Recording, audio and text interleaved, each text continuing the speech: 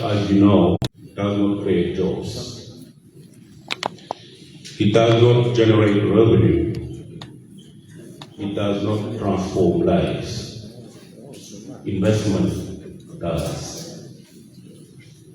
The challenge before us and the opportunity is to turn this potential into bankable projects, investable enterprises, and transformative partnership.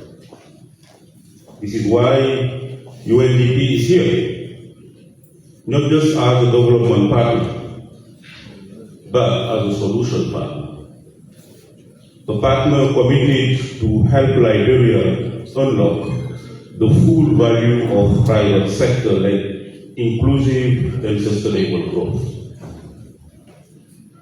Let me leave you with three key messages today. The first one is investment is not a choice between profit and development.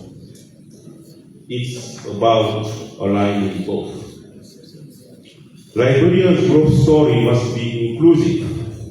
It must deliver not just return to shareholders, but tangible benefit to Liberian workers, communities, and entrepreneurs. This is the promise of the AAIB. Growth that is broad-based, equitable, and sustainable.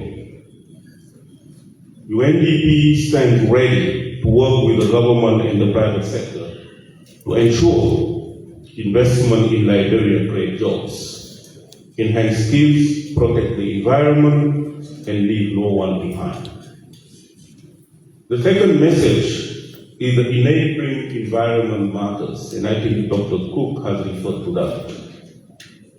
Investors need certainty. They need clear rules. They need transparency, accountability, and the rule of law. Liberia's ongoing effort to strengthen its legal and regulatory frameworks is predictable, and where dialogue is open and constructive. Excellencies, ladies and gentlemen, UNDP brings not only technical expertise, but a global network of knowledge, innovation, and experience. Across Africa and beyond, we have seen how targeted investment, for example, in agriculture, in digital technology, in clean energy, and women and youth entrepreneurship have transformed economies and lifted millions out of poverty. Liberia can and must be a success story. The next chapter for Liberia is about transformation. It is about shifting from dependence on aid to growth through trade and investment. From exporting raw commodities to adding value locally, from informal survival to formal enterprise, from vulnerability to resilience. To the investors in the room here today, I want to say that Liberia is not offering the perfect market. Let me repeat that. Liberia is not offering a perfect market. By the way, no country does. But Liberia offers something of immense value. Opportunity paired with leadership committed to reform and progress. That's what Liberia is offering.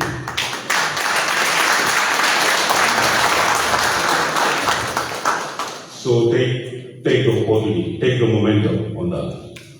To the government, I urge you to continue to push the frontiers of reform. Investors can handle risks, but not surprises. Your leadership, the government leadership, in creating a stable, predictable, and transparent business environment will be the most powerful signal you can send to the world. to our development partners, we want to say, let us leverage our resources, align our strategies, and crowd in private capital that complement public investment to accelerate sustainable growth. Excellencies, looking ahead, I wish to reaffirm to Ambassador Anderson, to Madam Cooper, and to the NIC. I wish to reaffirm UNDP's commitment to working alongside with you, with the government of Liberia, through the National Investment Commission, NOVA, to make the Liberian Investment Conference an annual platform for action, to make the Liberian Investment Conference an annual platform for action, for connection, and for progress. We will continue to bring our expertise, our networks, our resources to ensure this conference grows each year in impact and ambition, attracting new partners, unlocking new opportunities, and turning dialogue into concrete investment that delivers the real change for the people of Liberia. I thank you for your kind attention.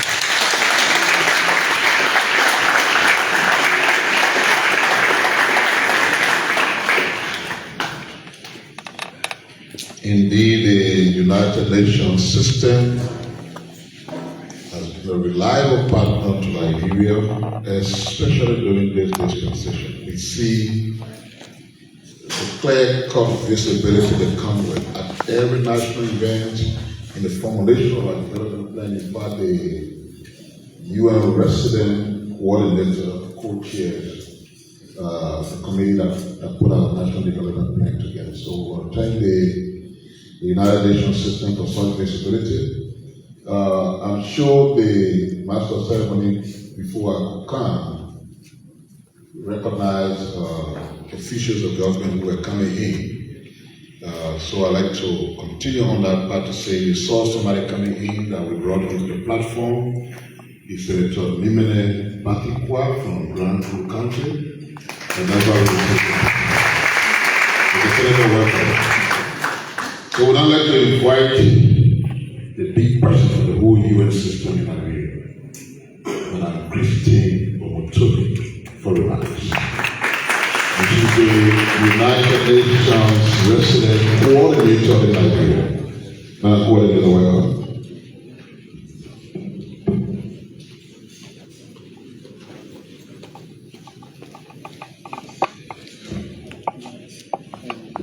Good morning.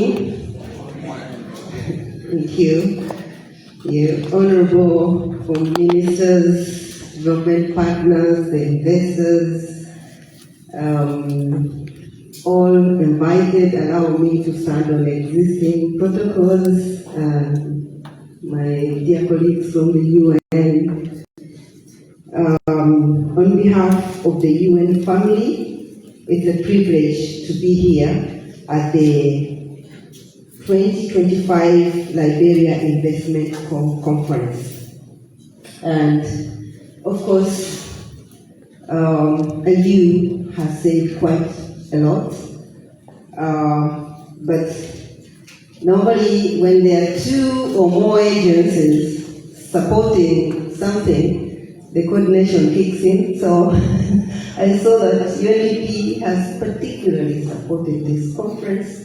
The Economic Commission have supported this conference, and these two work very closely together on economic issues.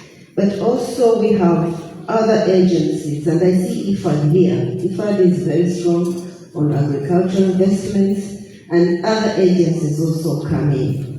So it's my honor to really be here and see, we see for ourselves this networking and how the UN as a system can leverage on the know-how and the comparative advantage of each agency on specific issues, how we can accompany this country. I really want to commend the government of Liberia and partners for organizing this, and the theme, building sustainable partnership for prosperity, unlocking Liberia's investment frontiers, really comes at a great time. It's a critical juncture, a defining moment to catalyze responsible investments, forge resilient partnerships, and unlock Liberia's economic potential through sustainable, inclusive, climate-smart strategies, and so on. Many of you have really spoken to this thing quite well. And we mentioned about how all of us were running behind the country as you are designing your own national plan. So through it we see that there is a clear vision under the AAID and bold ambitions that both require lots of structural transformations to achieve the plan. So the UN and partners commend this. For me, I want to say that Liberia is actually ready. You know, we've seen quite a lot, including the peaceful democratic transitions of power that we don't take for granted, and the Liberia becoming a non-permanent member at the UN Security Council. All these things are statements of this growing global leadership in peace and diplomacy. Believe me or not, these are critical building blocks to have an environment where you can attract investors. So we have to hold on this Liberia's place at the global diplomacy to pool as much interest in the country as possible. So it's very interesting to be in this country now, and we are all eager to see how the country will benefit from the peace dividends and how it will benefit from its youthful population, and how this can translate in economic transformation in the bold vision of a middle-income Liberia, as we see the ambition outlined in the AIP. So we all see, and from all the different speeches in the various fora, that foundation for transformation and growth in Liberia are there. The government's commitment to accelerate development, the sustained peace, the youthful population, the natural resources, the agricultural base, renewable energy, potential and infrastructural opportunities. All these really are a compelling case for investment. We all know, though, that unlocking these frontiers requires transparent and accountable investment environment powered by transformative technology. We have all talked about the need for stronger institutions and rule of law, climate resilience and social inclusion, innovative integrated financing mechanisms, and more. I think those who spoke before me made it clear. So, as we see this AID providing the national roadmap that all of us partners, including the private sector, and all of us in the partners of this country must follow, let us, unpack everything and see how we fit in. For the UN, we are working on a UN cooperation framework, which is going to be fully aligned with the AAID to make sure that we follow the vision and the priorities of the country. And so, as we all work together, and I think you mentioned it very well, how it should be an integrated approach, where all of us look at the plan together. As we embark on the implementation, we cannot help but ask where will the finance to implement the plan come from? You know, we have been told over the years that we are poor and we need aid to bail us out. And now, aid is gone or is going. What shall we do? You know, I was sitting as a young girl. We used to be in the debating club. And sometimes the topic would be, Africa is poor because it's poor. Discuss. Anyone remembers this in high school? And we are here. 50 years ago, we are still discussing. So I think the issue is, where is the secret? How can we unlock this? So I was looking at some of the speeches that the Office of the Special Advisor on Africa was giving us previously in the Development Partners Retreat. And there are such very interesting, revealing numbers that show that actually Africa is not poor because it's poor.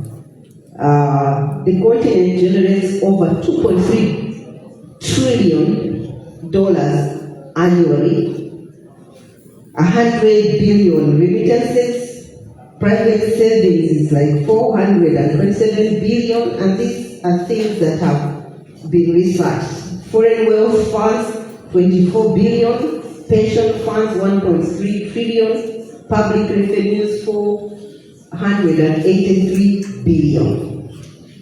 Yet due to either, capacity gaps, inefficiencies, debt vulnerability, illicit flows are estimated to be over 500 billion annually. So it means that there is no lack of money. But where is the money going? It's a huge question. Much of the wealth fails to translate into development outcomes. So we have to see why. How can we make that correct? We must pivot from an aid-dependent paradigm to one that sees Africa, and particularly since we are in Liberia, that sees Liberia as a capable, resource-rich player in the global economy. So we must, and I insist, fuel a new paradigm shift rooted in domestic resource mobilization, value chain transformation, investment-led job creation. And why do I insist? It's because everything starts from the mind, the decolonization of the mind, the belief in oneself. Because the story told many times in generations to come until you believe it. I know it from the gender journey. Women were told for many years that we are not capable until you almost fear yourself and you think you are incapable, until you step in the shoes and you say, oh wow, this is not the truth. So I think for any changes in that journey, we must relook, we must sort of disrupt things, and from there, then the numbers show us that there are resources to tap into. Quickly, maybe to say that also the fifth industrial revolution, shaped by technology, we must be aware of these things. Every day I talk to my children and I see how they are into technology. It shows that our continent also will leapfrog if we take things like fintech, artificial intelligence, blockchain, Internet of Things, automation. These are things, they are there. We have to capture them to see how we unlock our potentials. And I think here we have more experts than me on these things. I'm just reading from a few things that you research. So this revolution rewards countries that are agile, digital literate, and innovative ready. So Liberia, as we get into these conversations, are we ready? And we have examples, even very close in Africa. When you go to Kenya and you see the M-Pesa and how it has revolutionized the financial inclusion, 30 million users. When you go to Ghana and you see the zip line, or even one that drones delivering medical supplies, cutting waiting times from hours. When you see the startups that are coming up, so there is hope. Liberia must seize this momentum to leapfrog into smart development pathways powered by digital innovation and sustainable investment. The United Nations and our partners in Liberia, as already mentioned, stand ready in many areas: human capital development, good government, smart agriculture, digital governance, innovation finance models, private sector development and job creation, and more, to really work together with this country. Ladies and gentlemen, really let's leave this conference with concrete partnerships, bankable deals, action plans, and see what could be done to move the country forward. So really we get to conferences and the themes are very catchy and very good, unlocking Liberia's investment frontiers. If we sit here and unpack that, what does that mean in action? What is the role of each stakeholder sitting here, from government, diaspora, investors, and all the partners? What are the short-term actions, that we can embark on, can initiate right now? What are the synergies and the systematic changes we need for both short-term and long-term? So anyway, let us challenge the status quo.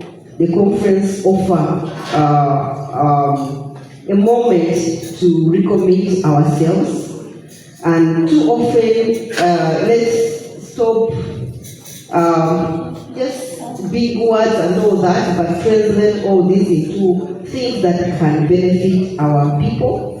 And let us again try to see what are the missing links, what can we do better. I think Asia offers good examples of countries that moved from A to B in not so long a time. How can we have that sort of cooperation to learn from each other between African countries or between other nations?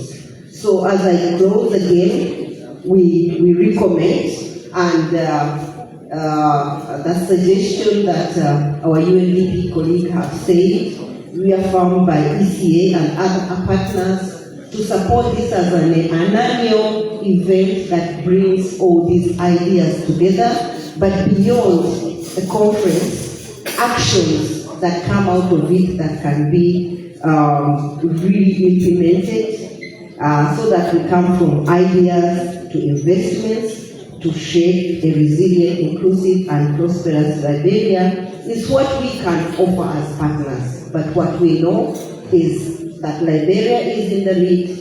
Liberia is ready. Sometimes it's Liberians who know. When you know, you know. When you know, you know. And you can tell that it's the right time to do something. So all of us, partners, and especially on behalf of the UN, we are ready to move with you. And we wish you all the best. Thank you so much.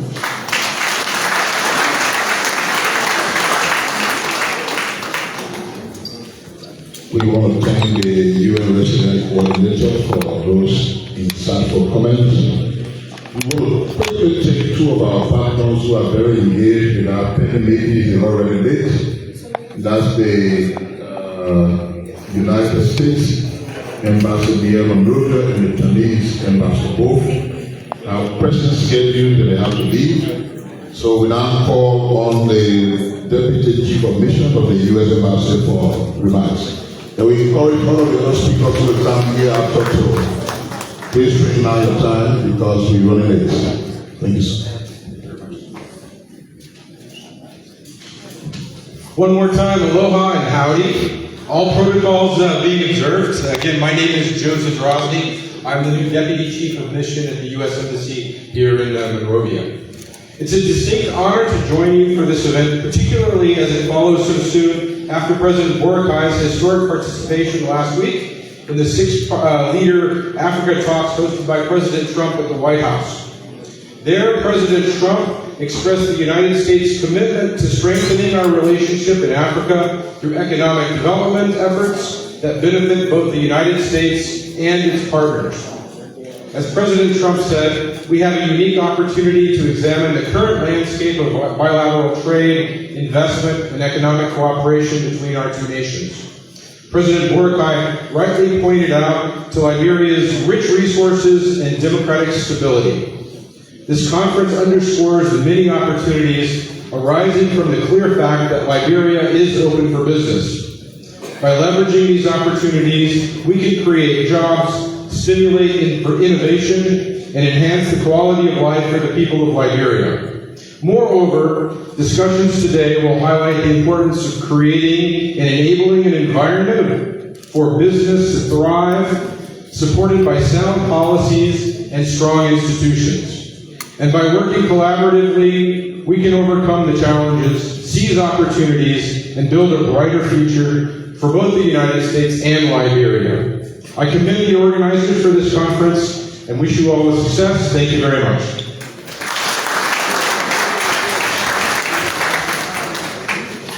The ambassador of the People's Republic of China is next. Mr. Ambassador.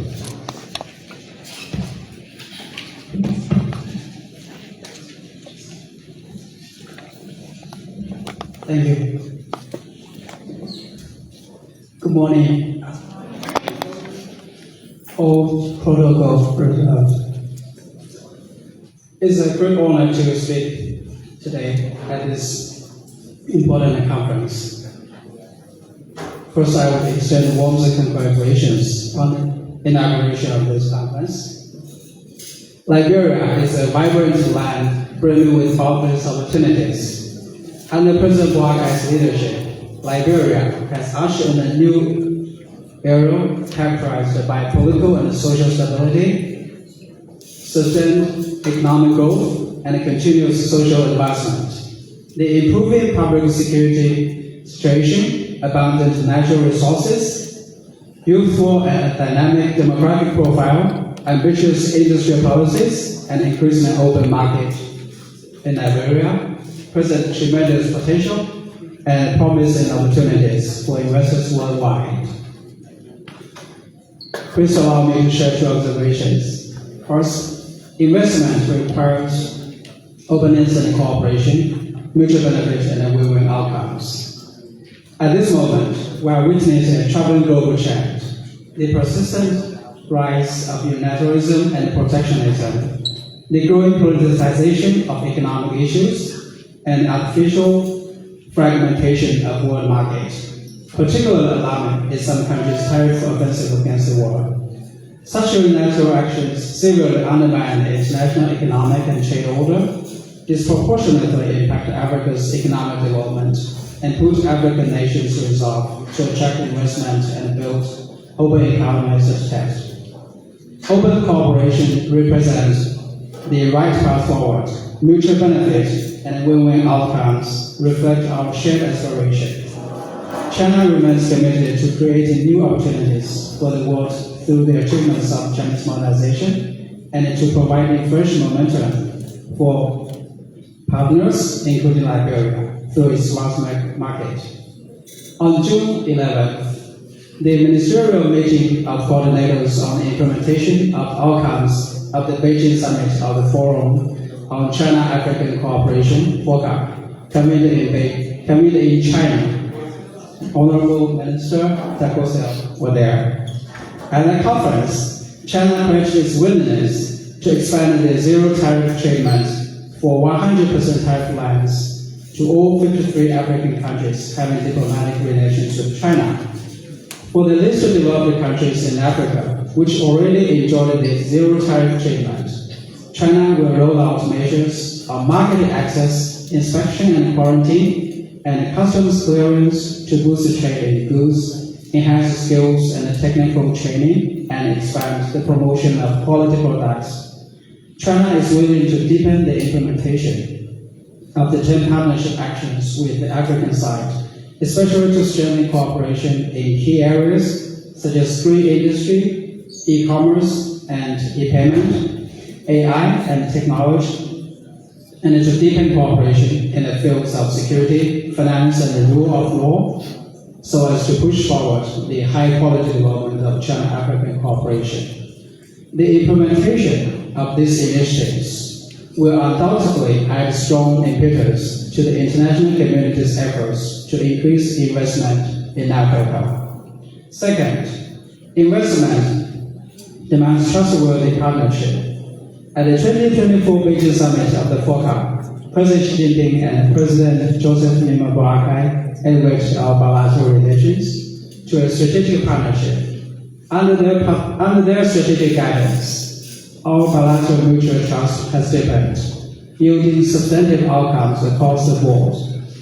China stands as one of Liberia's pivotal trade partners and key sources of foreign investment, with bilateral trade maintaining steady growth and multiple investment progressing steadily. According to China Customs statistics, Liberia's exports to China increased by 27.3% in 2024.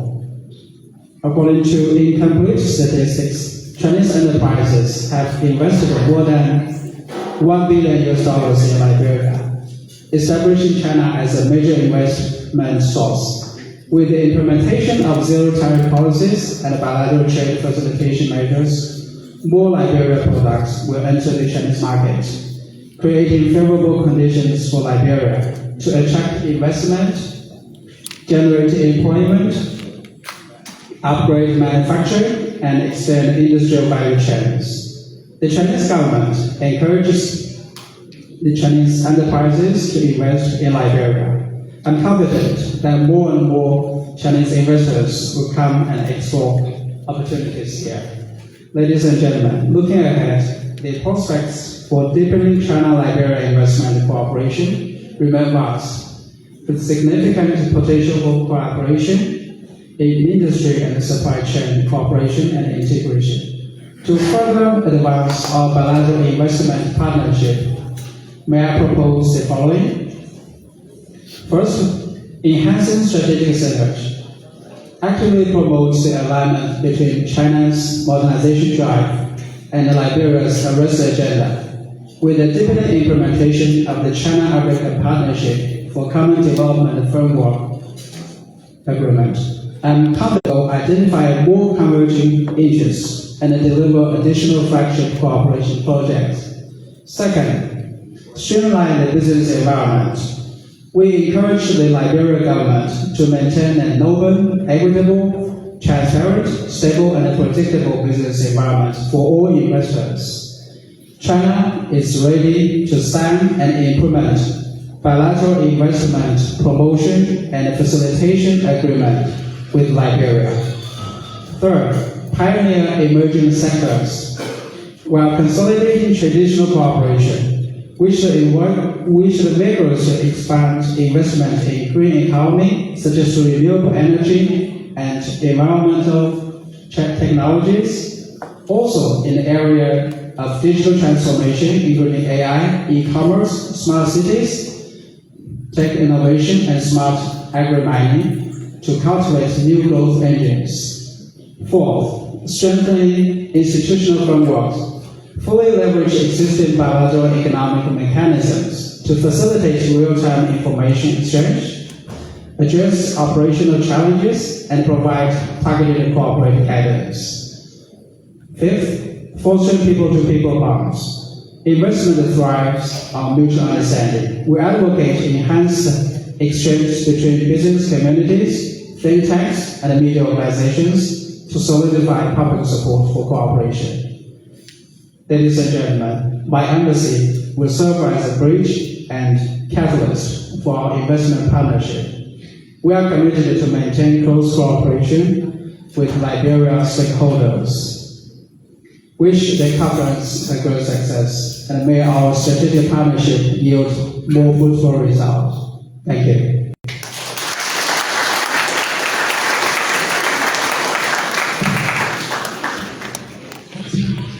Thank you so much, Ambassador. And moving along, before we go any further, we'd like to take this time to recognize our Minister of Commerce, Minister Magdalene Welcome.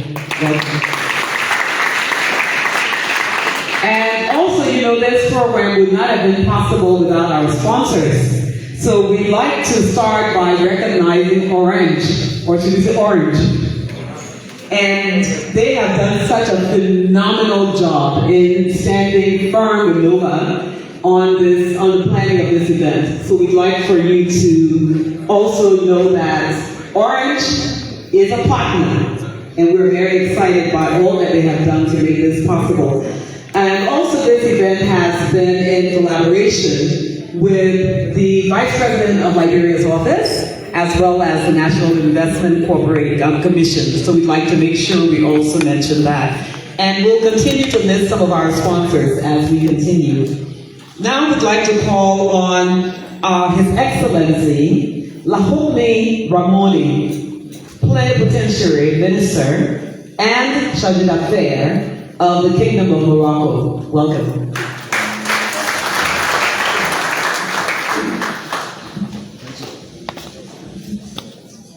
Good afternoon, already 3 minutes past 12. Thank you, Esther. Thank you very much. Honorable Vice President, Ambassador, thank you very much for being part of this commendable initiative. Honorable co-chairs and members of the Cabinet, members of the Diplomatic Corps, thank you very much for all of you being here, business leaders as well. And I would also like to give a special welcome to my fellow citizens who come all the way from Morocco, dedicated business leaders from the Kingdom of Morocco.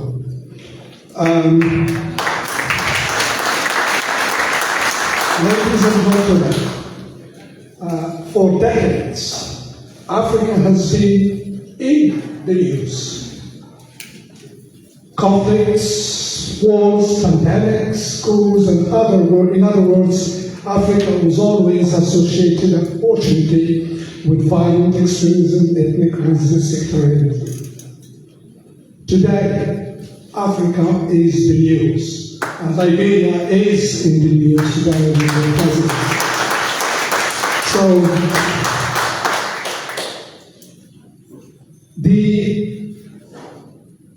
narrative in the news was, and the rhetoric on Africa and many regions in Africa had been a devastating disaster for Africans and for Africa in general. For years, the image of Africa and Africans communicating to the media on a global level have been even more devastating. It's high time, and it's an urgency. It's an urgent need to rewrite the narrative by Africans and media outlets, African media outlets have both the moral and professional responsibility in this action. I would like now to touch base with you on Moroccan-Liberia bilateral relations, which have known a significant improvement in different areas and sectors. On September 29th, Morocco and Liberia signed a roadmap. The two ministers of foreign affairs signed a roadmap on development and economic development, investment, economic diplomacy and investment in particular was at the heart of this roadmap. The reopening of the embassy of the Kingdom of Morocco in Monrovia on November the 1st, 2024. Immediately after, we had the Joint Cooperation Commission, which took place in Lyon in Morocco, where we had a big delegation headed by Her Excellency the Minister of Foreign Affairs of Liberia and other ministers. we have signed, Morocco and Liberia signed 15 agreements. To be specific, 13 agreements and 2 memorandum of understanding. Immediately after that, in February, we started the implementation of the agreement. So we developed a program, a 3-phase program on economic diplomacy. So we already, on February, last week of February, we had a big delegation of business institutions from different institutions here who had a very productive interaction. We'll be having the second one on October, and the third one where we have private sector from different areas actually articulated in the agenda, in the address agenda of His Excellency, the President of the Republic of Liberia. I heard a lot of very, very interesting comments from previous speakers, but I heard very little about training, well, education in general, training and capacity building. Morocco is engaged because we believe with Liberia, engaged with Liberia in this particularly important sector, which we believe is important because human development should be at the heart of any business activity. So as I said, the implementation started. We already had at least 5 or 6 implementation actions, but particularly on capacity building and training. Liberia has rich in resources. Liberia has a good framework of investment, but Liberia needs, of course, to train people in areas of what I would say where they have a comparative advantage. And Morocco is ready to continue this and, of course, develop these trainings, because what we're looking at into developing a strong middle class in Liberia. And we cannot do this if we don't, train people, we don't concentrate in capacity building, on skills learning, especially in the areas like energy, agriculture, agribusiness or agribusiness, technology, mining also. We were happy to participate in this big enterprise, and talking about the training and education in general, we think in Morocco that connecting educational institutions with the business community is an emergency. Harnessing educational programs and curricula with the job market is also an emergency. So there should be no such thing as economic diplomacy fatigue and training and capacity building fatigue. There is a need to develop synergies, as I said, between the educational institutions, business enterprises, and the needs in the job market. Let me just now move to an initiative developed initiated by His Majesty the King in November 6, 2003, which is the Atlantic Initiative. It is a contribution of Morocco to address one of the most pressing issues, which is connectivity easing, transport, especially maritime transport. So, in an increasingly fractured world, where rivalries between power structures, economic and diplomatic relations,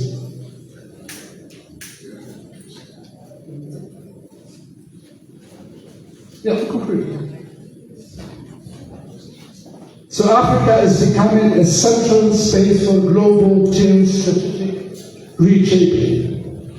So building a geo-economic alternatives is a pressing imperative. So we have a video to air. Can we air the video now? So the 3 minutes. On November 6, 2023, Morocco launched the Atlantic Initiative, a strategic effort aimed at providing Sahelian countries with access to the Atlantic Ocean. By leveraging Morocco's advanced road, port, and rail infrastructure, this initiative not only opens new trade routes, but also facilitates implementing large-scale development projects designed to boost the region's economic growth and connectivity. Prior to that, Morocco initiated the African Atlantic States process in 2022, uniting 21 Atlantic-facing African nations around 3 priorities. First, security and political dialogue. Second, blue economy, maritime connectivity and energy. And third, marine conservation. The Atlantic Initiative bolsters Africa's connection to global powers, as well as strengthens southern Pan-Atlanticism. Africa's 23 coastal nations represent 57% of the continent's trade, 55% of its GDP, and are home to 46% of its population. Expanding access to the wider Atlantic will further elevate the continent's economic and strategic importance globally. The strategy to unlock the Atlantic potential relies on 3 key pillars. First, shared priorities. Second, project integration by integrating ongoing projects such as the Nigeria-Morocco gas pipeline and the Great Green Wall. Third, stakeholder participation by engaging key stakeholders such as the Maritime Organization of West and Central Africa, African Port Management Associations, and the International Maritime Organization. A key component of this initiative is the Dakar Atlantic Port Project, a $1.2 billion deep water facility designed to handle large cargo volumes and serve as a vital gateway for Sahelian countries to access global markets. The African Atlantic gas pipeline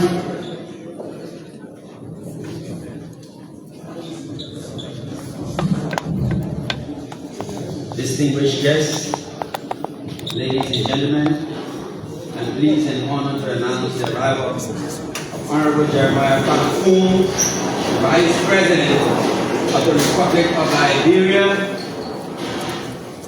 to this conference, Liberia Investment Conference 2025. Mr. Vice President, you are welcome.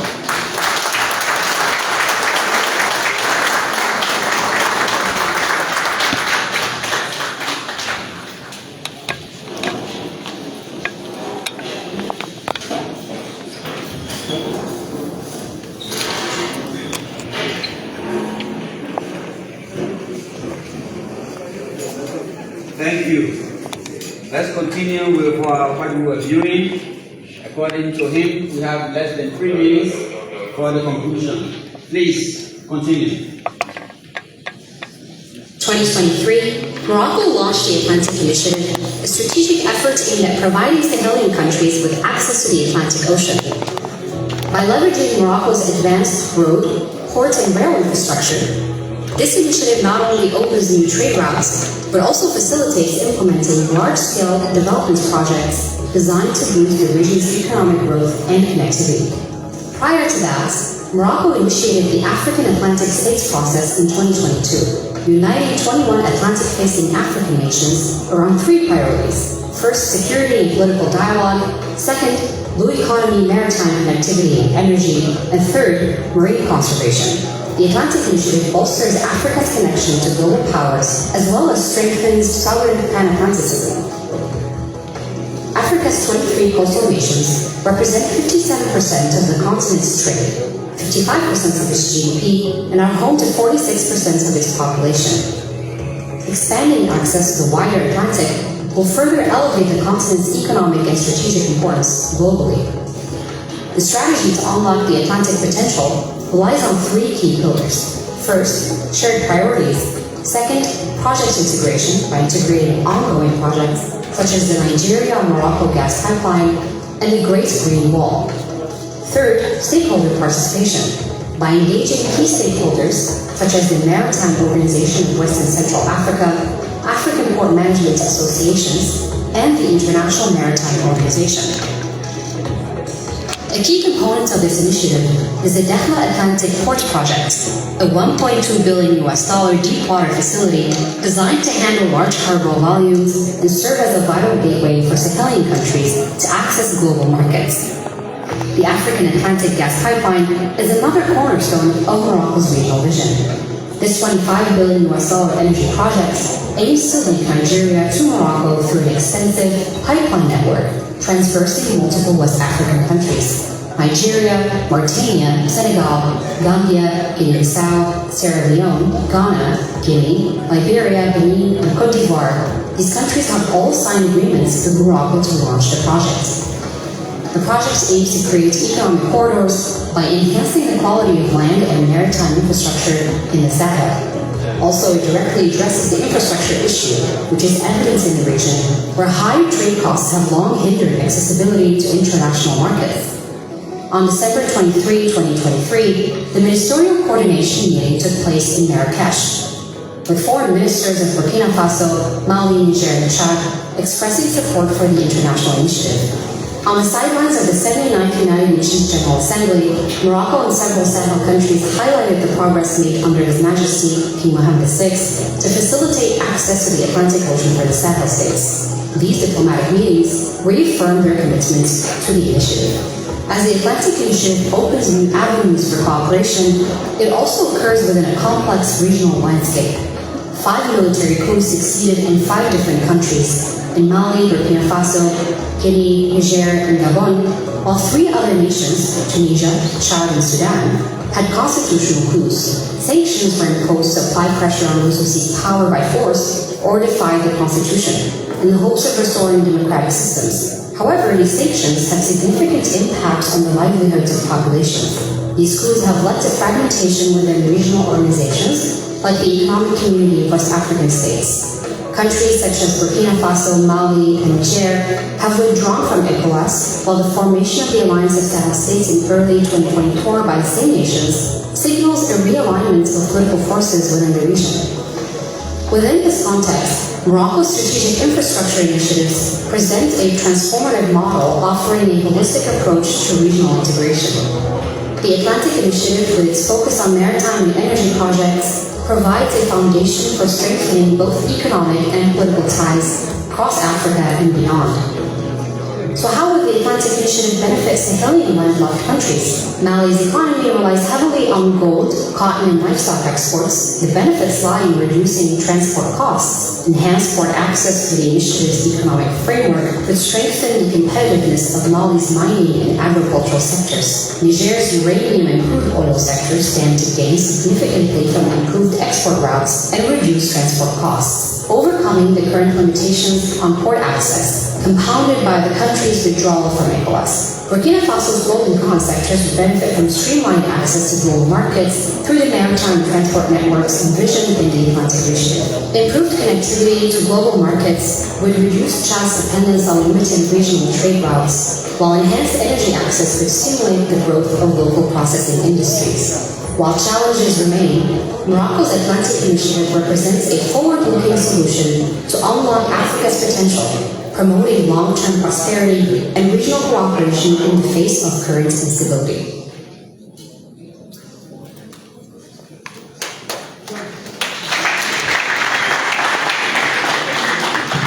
Thank you. That was from the Kingdom of Morocco. So we'd like to continue, and we'd like to call up Ambassador from the Embassy of South Africa, His Excellency Professor Dr. Iqbal Jasby. Thank you. And it's also because of the time, we are a little bit behind in our time. We do ask that you are conscious of the time and keep your remarks brief. Thank you.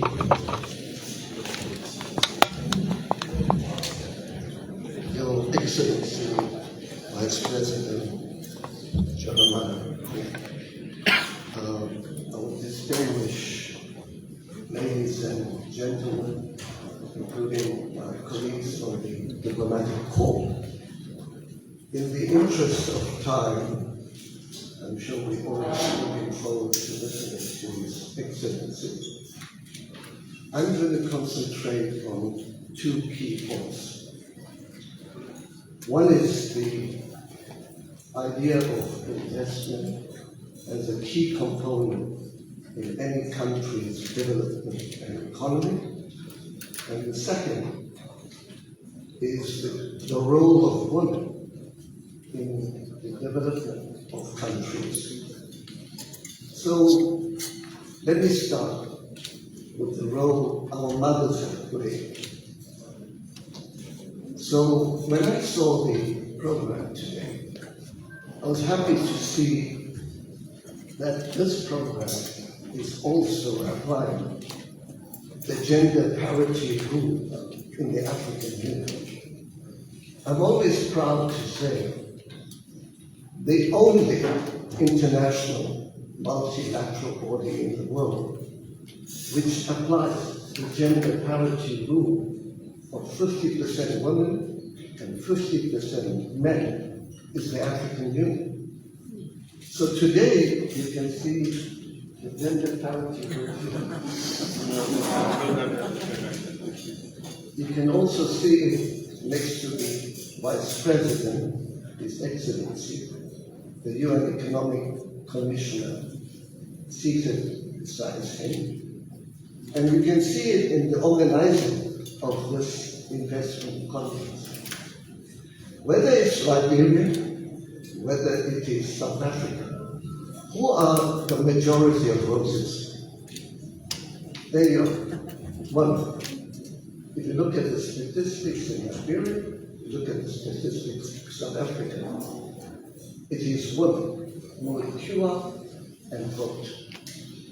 And we all know in Liberia, if you go and look at the Liberian Marketing Association, the woman in the markets is women. So it's very pleasing to see that when the new government came to power, they moved in that direction of getting women to play a critical role in the cabinet, in society, in terms of political, economic advisors to the president himself. And I also see that in the vice president's office, his gender advisor has been traveling rigorously on this project of getting women more involved. And of course, here there's a bit of propaganda.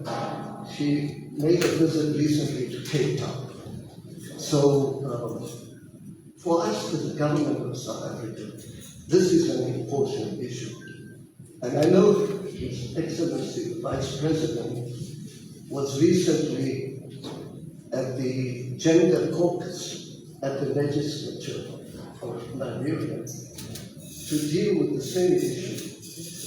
And I'm pleased to report that the IPSA Fund, India, Brazil, South Africa Fund, has decided to support the Gender Caucus at the legislature by $1 million.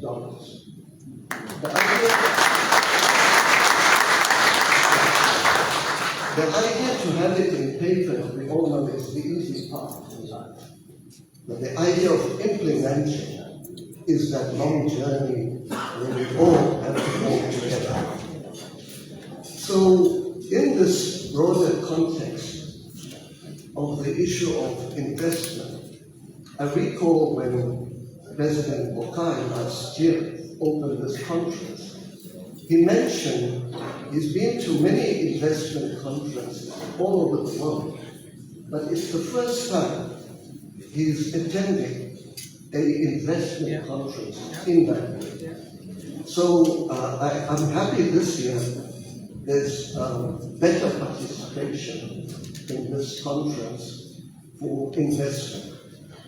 And on the side of the South African government, when there was a bid now to expand and maintain the railway line from Yakepa to Tekane, we encouraged South Africa's largest construction company to get involved. So they are now involved in the extension of that railway line. And they are also involved in the maintenance of that railway line. And we are encouraging them to get into the third phase of the largest investment, once again in Liberia. This last phase was the $800 million investment. So the next phase is going to be the development of the 50 megawatt electricity station in that area of Nimba to give further support to the iron ore enlarged concentrator in Nimba at the AML. And I'm also glad that many of the other South African engineers are getting involved in the different sectors in Liberia. Because, as was said earlier on, when anybody is not free, then no one is free. We know in the build-up to the peace accord of Accra here in 2003, our president, our ex-president, President Mbeki, was asked to get involved. And I'm often asked that South Africa is so far away. How do we explain the presence of South Africa here? We know today most Africans migrate within Africa. It's not correct. It's not true. They migrate to Europe primarily. They migrate to Africa. Whether you're looking at the Zimbabweans in South Africa or you're looking at West Africans in South Africa, they prefer to be in Africa. Who wants to go in cold countries and spend a lot of time there and end up with menial jobs? So that is the fact. And we believe in South Africa, if Liberia is not free and peaceful and developed, neither will South Africa be free, neither will South Africa be developed, because we would have to, and correctly so, host migrants from different parts of the world, which we don't mind doing it because we know the role Liberia played in our own freedom. I think many people don't know that in 1962, Liberia and Ethiopia took apartheid South Africa to the International Court of Justice. It was a vanguard move, which then ended up with the build-up of opposition to the apartheid government of South Africa. A lot of people also don't know that Mandela spent time in Liberia in 1961. And so did many of our top musicians, Miriam Makeba, Yuma Sakema, the Soweto exiled student leader, spent time here, and he liked Liberia so much. I think you know the rest of the story. He married Miss Liberia, and he has 2 children from that as well. So Teboko Mashishini is well known as the Soweto student leader who created and his wives and provided leadership there in Soweto in 1976. So the vanguard role Liberia played in the 50s, 60s, 70s ended up being the Cape Town of West Africa in terms of leadership, in terms of the fact that many had come and spent time with us, including the well-known coach in soccer, Setola. He came to Liberia and prepared George Weah to join AC Milan for soccer. And those factors, you can see they are coming back onto the scene now. When I looked on Friday at Google statistics, some 42 million people Googled, where is this Liberia? Where, you know, that famous phrase was made.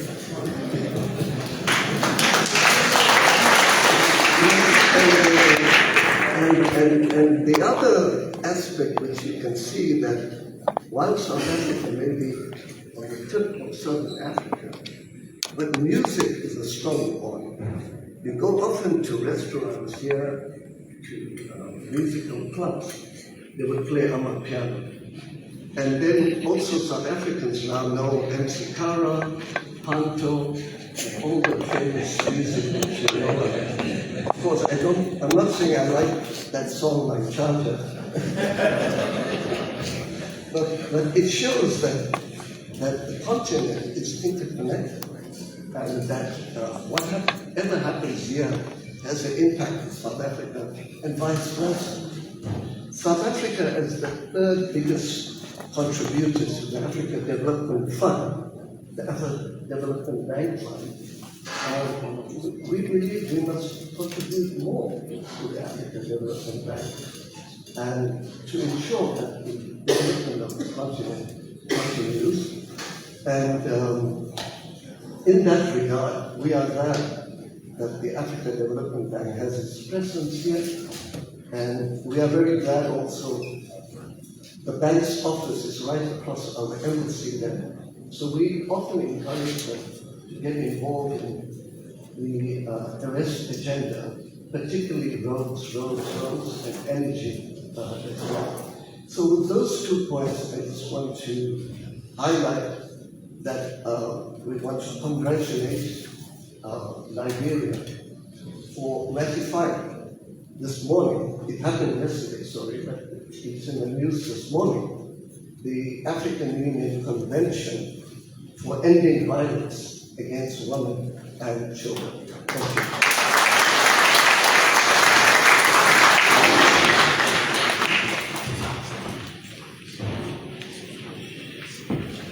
That was the South African ambassador to Liberia. Thank you, Mr. Ambassador. Mr. Vice President, I'd like to welcome you. We're pleased that you are here. This summit has been embraced very strongly by the diplomatic community. The Americans were here earlier, but they had some time constraints, so they spoke. And they left the Chinese and the rest are still here. I would like to thank you for their questions. I know that some of the ambassadors have spoken, but the most appropriate thing to do is for the one who is the doyen of the diplomatic corps in the country to also make remarks. So I'd like to invite Dame Yala Gostingan. He's the Cameroonian ambassador, but he's also the doyen of the diplomatic corps in Liberia for remarks. Mr. Ambassador.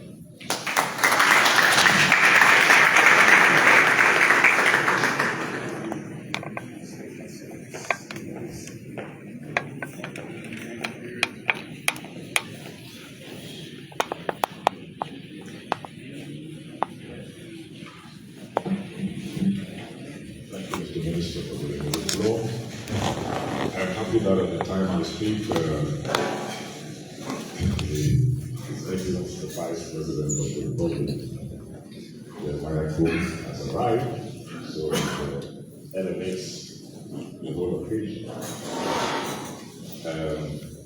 Members of the legislature, I can see the senator across, members of cabinet, of government, and our dignified guests from across the Atlantic, and Madam, the ECA representative, it's important. We haven't gone there. In Cameroon, spell the same way. So, permit me if I massacre, you remain.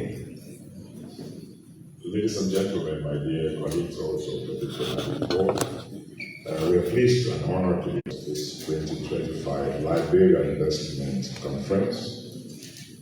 Congrats to the NIC and to the NOVA, who are the chief organizers, as well as the chairman, the chairlady, co-chair from the presidency of the Republic, who are behind this and who are behind our presidency. This second investment conference testifies to something capital in the socio-economic life of Liberia, the determination to break the nation free of the gravitational pull that appears to hold back the country from attaining the horizons which its abundant natural resources and the resilience of its youth. do steadily beckonate.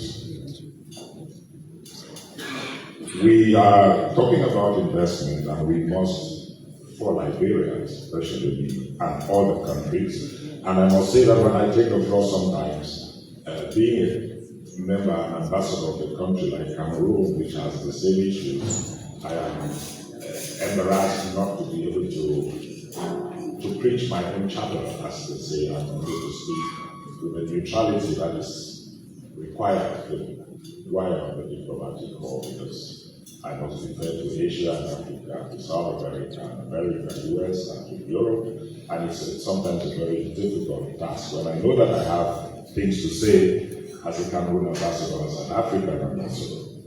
So I would say that the investment climate must pay attention to the looming challenges that are on us at the present moment, and this involves the technological evolution towards AI and other cyber technologies, as well as the new financial climate which is being created by the regression in ODA, or Official Development Assistance, and the preference which seems to be given to trade.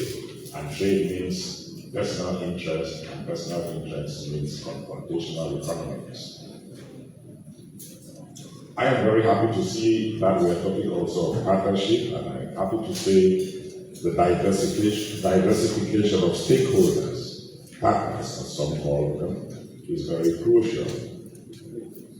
I am also happy to note that the arrest, the AAIV, the Agenda for Inclusive Development, has defined the priority areas and objectives for the country.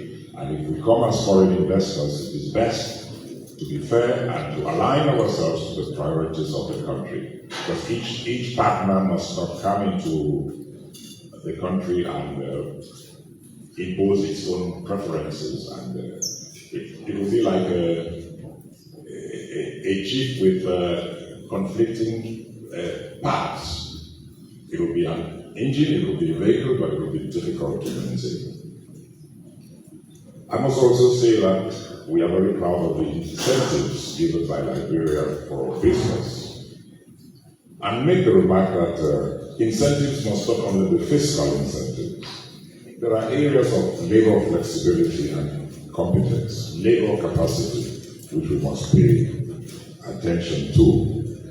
We often say that Liberia is ready to do business.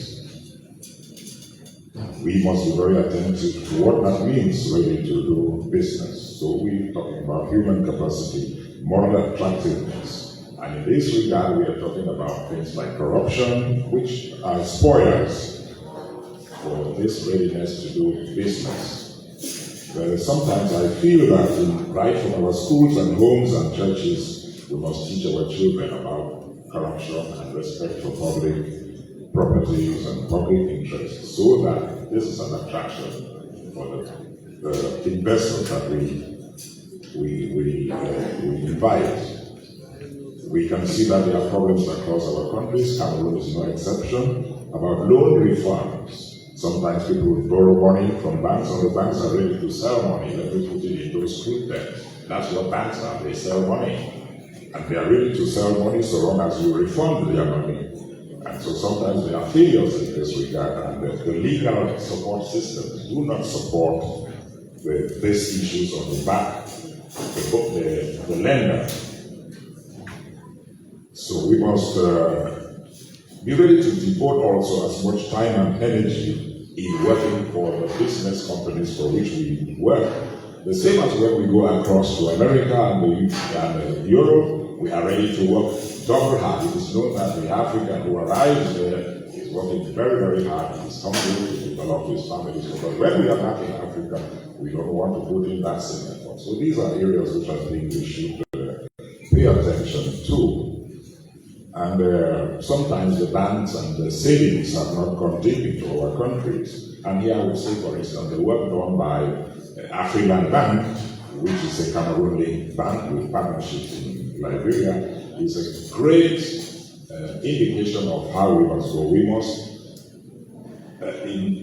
incite the back country to get into the financial systems. And that is why banks like that one, which go to the countryside and try to mobilize our native people who can say $5 or $2 or $20, are important to get us into the stream of financial flows in the countries. So there are small things like bank hours.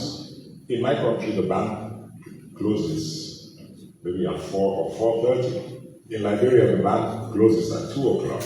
The market woman is not going to find a place by the time she finishes selling to save her money for the day. And this is exposure to theft, and this is a lot of money that we are losing in the business sector. So I always say small things matter.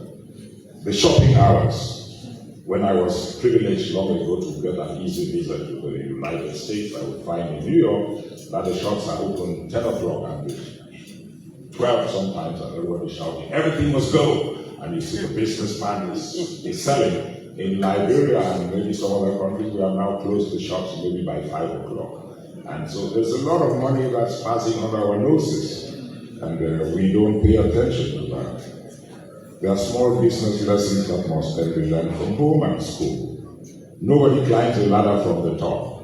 You have to start from the bottom rungs. And so I always say small things matter, small things matter. We must see dollars chasing dollars, not verbs chasing dollars, or not verbs chasing other verbs. When we speak intellectually, the businessman takes down his MBA and so on, and he goes to the floor and he does business. So at the time when the dominant narrative is that states must not do business, but must only provide incentives and infrastructure for the private sector, I believe we must also ask ourselves, which private sector? A solid, collaborative, and well-schooled local private sector does provide reassuring attraction, a solid guarantee, and trustworthy insurance to the foreign private sector. The foreign investor in an economy must be one that aims to provide not only statistical growth data measured in macroeconomic jargons, but growth plus targeted the foreign investor must not be a targeted man or woman lost to the unhealthy whims and whispers around his business. A stranger always looking in fear over his shoulder.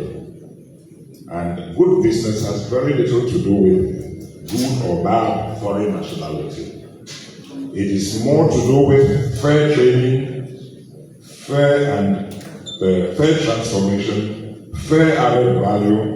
It is about all that, but also with genuinely paying full and realistic attention to the ecology and to the sustainability of humanity. We are very lucky to be in the times of President Boakai, who is fighting very hard to get the country off its feet. And I must say, there is a beauty to work, there is a beauty in working in the virginity of Africa. There is a beauty in fighting challenges, in building up and breaking historical inertia. I thank my brother who made me feel very inspired, because I say, without inspiration from the heart, without inspiration and pride in yourself and in your nation, there is no need to compete in the world. Thank you very much.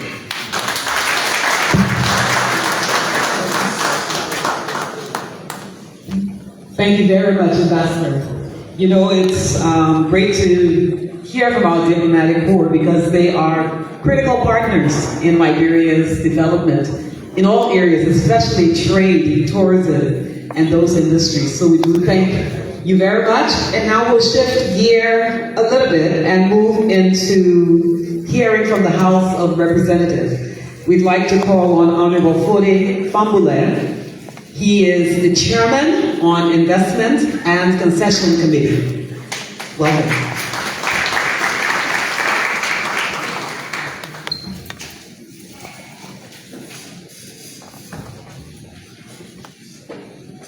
Thank you again. His Excellency and Vice President of the Republic of Nigeria, Jeremiah Cole, Mr. Anderson, Honorable Senator, and distinguished guests. A lot has been said. As Liberians, we have come to tell our story. A story of a country a few years back was considered as a failed state.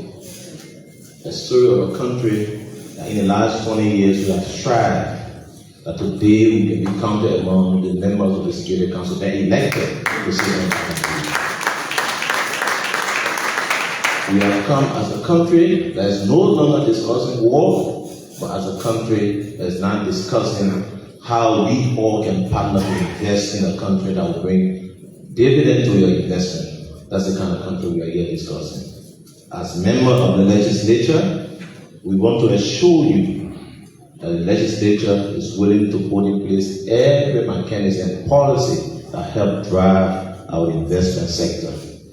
And that to our investors, our country is not complete yet. We are developing, but we are willing to work together. We are willing to strive together. We are willing to build a foundation that tells a better story for the future. And that's the kind of country we are inviting you to come and work with. The legislature is doing everything to reform our laws to ensure that it fits the current reality and promote growth in our economy. Thank you again, and a very big thank you to Mr. Nova and his team for allowing this wonderful conference. Thank you.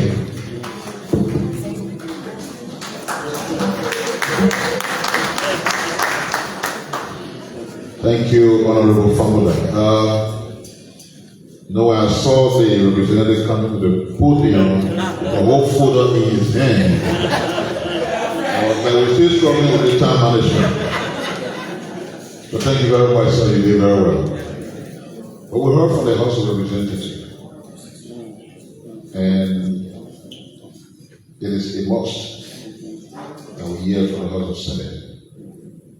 The only person who's here to do so on behalf of the Senate is the Honorable Nimene Batikwa, Grand Crew County Senator.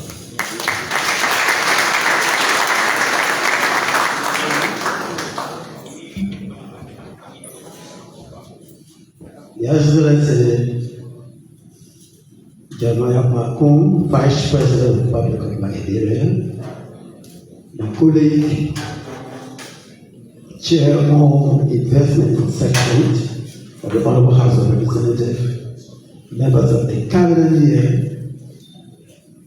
distinguished members of the platform, our diplomatic corps, the UN assistant, invited guests, distinguished ladies and gentlemen. I bring you greetings from the Honorable Pro Tempore of the Liberian Senate, Honorable Nyobi Kanga Lawrence, who was invited at this occasion. Unfortunately, because of her engagement, she's not here. Fortunately for me, my remark is brief because though she's not here, the President of the Liberian Senate is here. Indeed, the Liberian Senate is in full support of this initiative. We want to thank the organizers of this. These are some of the strategies that we will do to enhance our investment activities in the country. Yes, the Liberian Senate is fully prepared to continue to reform our laws that will encourage investors to come into our country.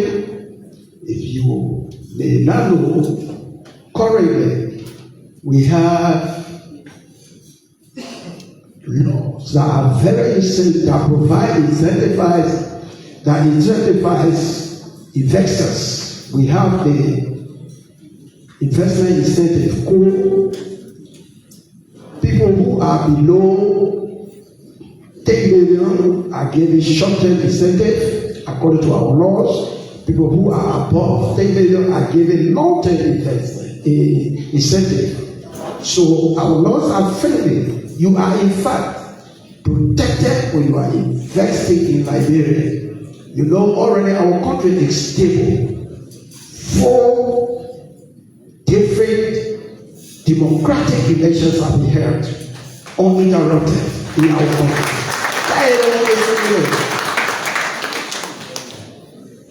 We also want to thank the government of Liberia, the president and vice president. Some of the factors that were hindering investment activities in the country were the lack of the appropriate infrastructure in our country. Mr. Vice President, we want to thank the government for its commitment to develop the road network. Because when people want to go to Southeast, they say, oh no road. Today, you are speedily putting a road there so investors will have no excuse to go to Paris. The issue of electricity. Electricity that was confined in Monrovia is now going all over the country. So investors will have the opportunity to utilize electricity in the other parts of the country. We want to thank you. Liberian Senate is prepared to ensure that the appropriate laws that will protect investors and investors in the country are provided. Thank you very much. We stand ready to work with you cooperatively. Thank you very much.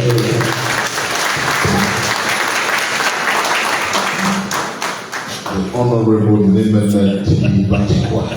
Thank you, sir.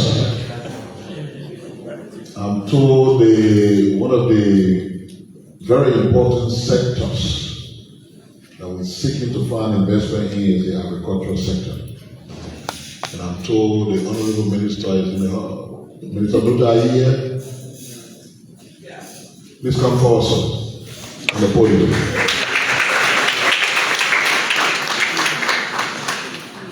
Yes, sir. Liberia Agriculture Minister, Honorable. And before moving on, we'd like to take a moment just to say thank you to some more of our sponsors.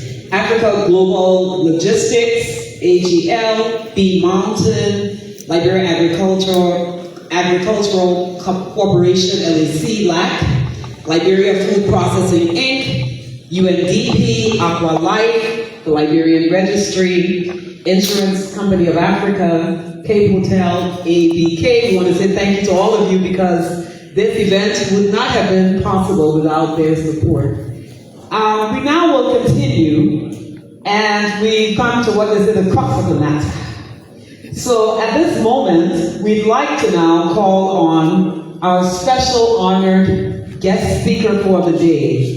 She is the director of the United Nations Economic Commission for Africa, UNICA, and she is at the sub-regional office that is based in Niamey, Niger. She covers 15 countries, 15 West African countries.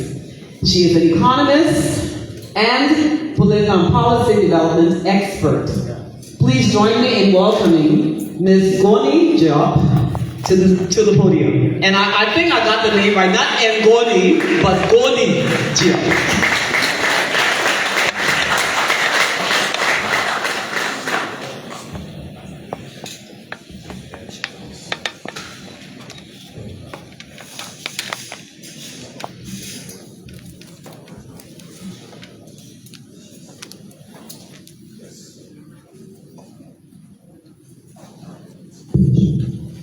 Good afternoon.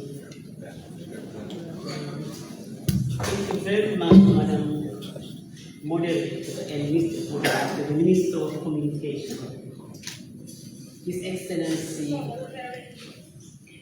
Joey Scott, Vice President of the Republic of Liberia, thank you very much. Honorable Obiskin F.A. Gaffney, Minister of Finance and Development Planning of Liberia. Honorable Madeleine Elena, my sister, Minister of Commerce and Industry. Bibo, Chairman of the National Investment Commission, Ambassador David Anderson, CEO of Nova Africa, very proactive leader, wrote it in Liberia, focused on Africa. I think that's the best way to describe the raison d'etre of Nova. Well done. Distinguished government officials, members of the diplomatic corps, and I acknowledge our dear resident coordinator, I acknowledge my dear colleague, Dr. Mario, who is placed at the Ministry of Finance to support economic planning and other development. Thank you. Distinguished investors from across Liberia, Africa, and worldwide, all protocol observed, ladies and gentlemen. I'm Senegalese, but you will hear me talking about my country because I cover 15 West African countries, and de facto, I take the nationality of each one of them, including Good afternoon, warm greetings to each and all of you. It is a distinct honor and privilege to meet you today, representing the United National Economic Commission for Africa. I extend a warm greeting from His Excellency Mr. Claude Gifeke, United Nations Under Secretary General and Executive Secretary of the ECA. I wish to commend the government of Liberia, His Excellency, Mr. Vice President, and Nova Africa for organizing this time and strategy conference, the 2025 Investment Conference, which is organized in a complex geostrategic and geopolitical shift with far-reaching impact on developing countries like Liberia. But it is also a context of opportunities, of receptive development paradigm and narrative, all things being equals a time of giving. Excellency, we gathered at a very defined moment for Liberia. In January this year, President Boke launched the RS Agenda for Inclusive Development. It has been raised several times. Liberia National Development Plan 2025-2029, which is the bold blueprint, ambitious plan anchored in Vision 2020, with a clear objective to transition in Liberia from a low-income to a middle-income countries by 2020, not far away. So an inclusive, sustainable, and resilient development leading no Liberians. We have highlighted several times some of the key priorities. And I would like to articulate them once more from the political economic point of view, macroeconomic point of view, but also sustainable development point of view, around economic transformation, infrastructure development, rule of laws, governance and anti-corruption, environment sustainability, human capital development, an holistic package to set the pathway for a transformative development for Nigeria. It is possible. In those strides are mutually reinforcing. We do know that, for instance, economic transformation will expand the fiscal space needed to invest in infrastructure, health and education, sectors that are critical for job creation and human capital development. The estimated financing requirement to implement the AID is approximately $8.3 billion over 5 years, representing nearly 128 of the national GDP is alone, but not really. Current estimate is $5.6 billion. Clearly, this ambitious plan will require strategic partnership and catalytic investment. In April 2025, I had the privilege of participating in Liberia's first ever development partners retreat, alongside the UN resident coordinator, Krista, my sister, Oleka Spore, the UN, and the retreat demonstrated an unwavering commitment in a whole of the government, a whole of the system approach, bringing together all partners for cooperation, giving us strategic direction for the latter in a very strategic way, in a transformative way, in a concrete way, based on a foresight analysis. Solutions we talked about. Impactful solution for Liberia's structural transformation. We address, not ex nihilo, but bringing to the fore some of the journey in the trajectory of Liberia. And I'm going to talk about it. We have been talking about challenges. No, they are not only challenges. And Liberia cannot be defined by challenges only. Liberia is defined by other things. An example.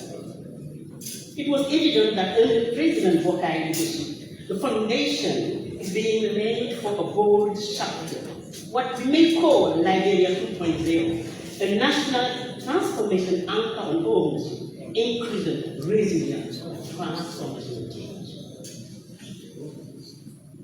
No country has achieved development, sustainable development, by relying solely on the destruction of export of raw resources without value addition. Liberia understands that very well. While aid can contribute, it has never been the primary driver of development. We know that. Yet, no country has succeeded in achieving economic diversification, a cornerstone of development through public finance alone. It's well documented. Ample evidence suggests that government creates a uniting environment, but it is the private sector that drives innovation, productivity, and wealth creation. Wealth you create, but also retail, meaning localization, adding value, add value addition. There are no miracles, let's face it, but ample possibilities and opportunities. That's what we want to hear. Well, and we know with Nelson Mandela that if it seems impossible until it is done, it will be done here in Liberia. And in so doing, I would like to provide a very quick snapshot of Liberia's current economic and social landscape. I'm going to try not to speak a lot about it, data and macroeconomy. As an economist, I can't get much important to set the scene and put it in the context. We then deep dive into Liberia's extraordinary investment potential and follow back an analysis of key sectors identified as window opportunities to moving from the solution, investment to change, and of course, transformation. And there is something which is important, the paradigm shift. The new business model, and I'm talking by bringing a kind of proof of concept. We did this someone else, Liberia in the right direction to move toward that. Without further ado, very quickly, Excellency, allow me to say something. We all know that Liberia, for decades, Liberia narrative was dominated by civil war, fragility, and so on. I don't want to talk about those things. I prefer to say there are challenges, but indeed, let's focus on opportunities. That's right. But following the end of the period of growth, largely driven, we know, by high global commodity price, which gives us insight into what should be used. Maybe I said, they are growth, but the content of the growth, the macroeconomic setting that actually support the growth need to be revisited. We learn from experience, and that's what we're doing. Of course, we know the COVID-19, we know that the growth declined, we know that we lost something in terms of prospect, economic prospect, in a kind of hard-won gain. That's normal. That's part of the process and transformation and change. But those fluctuations, because we know also when we have commodity prices that are rebased and fluctuating, it does affect our countries, Liberia, but other countries. That's part of the game. But we also have to, from the macroeconomic point of view, to set the scene and deep dive and understanding what are the indicators we must address to avoid such process of negative and hard-won reversal of gain. Deep economic fragility underscores the need for structural reform and diversification. Today we know, and we have to address it, nearly 50% of the population of our countries are below the national poverty line. And youth unemployment remains alarmingly high at over 50% if you look at all the kind of figures we have. Most of them I got from the Ministry of Finance. Yet Liberia potential is enormous, and I would like us to focus on that. Because we know that last year we had 4.5% of economic growth. Again, if you disconstruct all elements and dimensions of economic growth, we have questions, but it gives us insight into where we have to focus, what kind of price we have to do, what kind of ecosystem we will have to invest in. This year, we're saying that Liberia may have 5.5 or 5.6% of economic growth. We would like to go beyond the GDP because Liberia has natural capital. That's the capital that we all need to invest in the future. That capital represents more than the 0.55. It's beyond GDP. And that's what we like in Liberia to position itself in. I'm not going to the inflation, 7%, and it's going to be tackled. I mean, overall, we see a kind of steady, positive indicator. But again, the heart of the matter are the root causes, which all African countries, not just only Liberia, but all my countries, including Liberia, should address. The whole dairy scheme, when you have plenty and immense potential, is an issue we are addressing. The whole issue of saying your GDP is low, and then you have some risk and so on, has to be relevant and so on and so forth. The whole issue of the financial aspect, international financial aspect, which ECA is pushing and is having its fight, is also to be addressed. Overall, we need to challenge the status quo, and we need to bring some variables and take into account. Liberia, immense resource endowment. Africa, immense resource endowment. The natural capital is key to all countries here in the worldwide to develop. So it is the capital in its own right. So let's go beyond GDP and interrogate those resources, pulling them together, make them a key dimension of growth, economic growth, but retaining the economic growth, translating into a well-being for all the population. It's possible that we do it. Liberia is the land of business opportunities. Let me just flag, and I think you can bring just a few, the second one. Iron, over 1 billion metric tons in reserve. That's you. Gold and active wasting, of course, we know it. We know that Liberia has timber 44 forests among the largest in West Africa. Carbon credit could be one of Liberia's key resources. Carbon credit right now is where you say, well, we have resource endowment, you are polluting, we need to trade. The trade is happening. Our role as institution, and ECA is working on it, is to say, well, wait a minute. By doing so, you are not taking the credit from our forest and what you are benefiting because it's a universal goal. You're not paying the right price. The challenge we are having is that we're not putting together as African and discuss the right price for carbon credit, but it has started slowly, it has to expand. And that is a very big opportunity for Liberia, harnessing its natural capital. We're not talking about challenges only, we're talking about land of opportunity.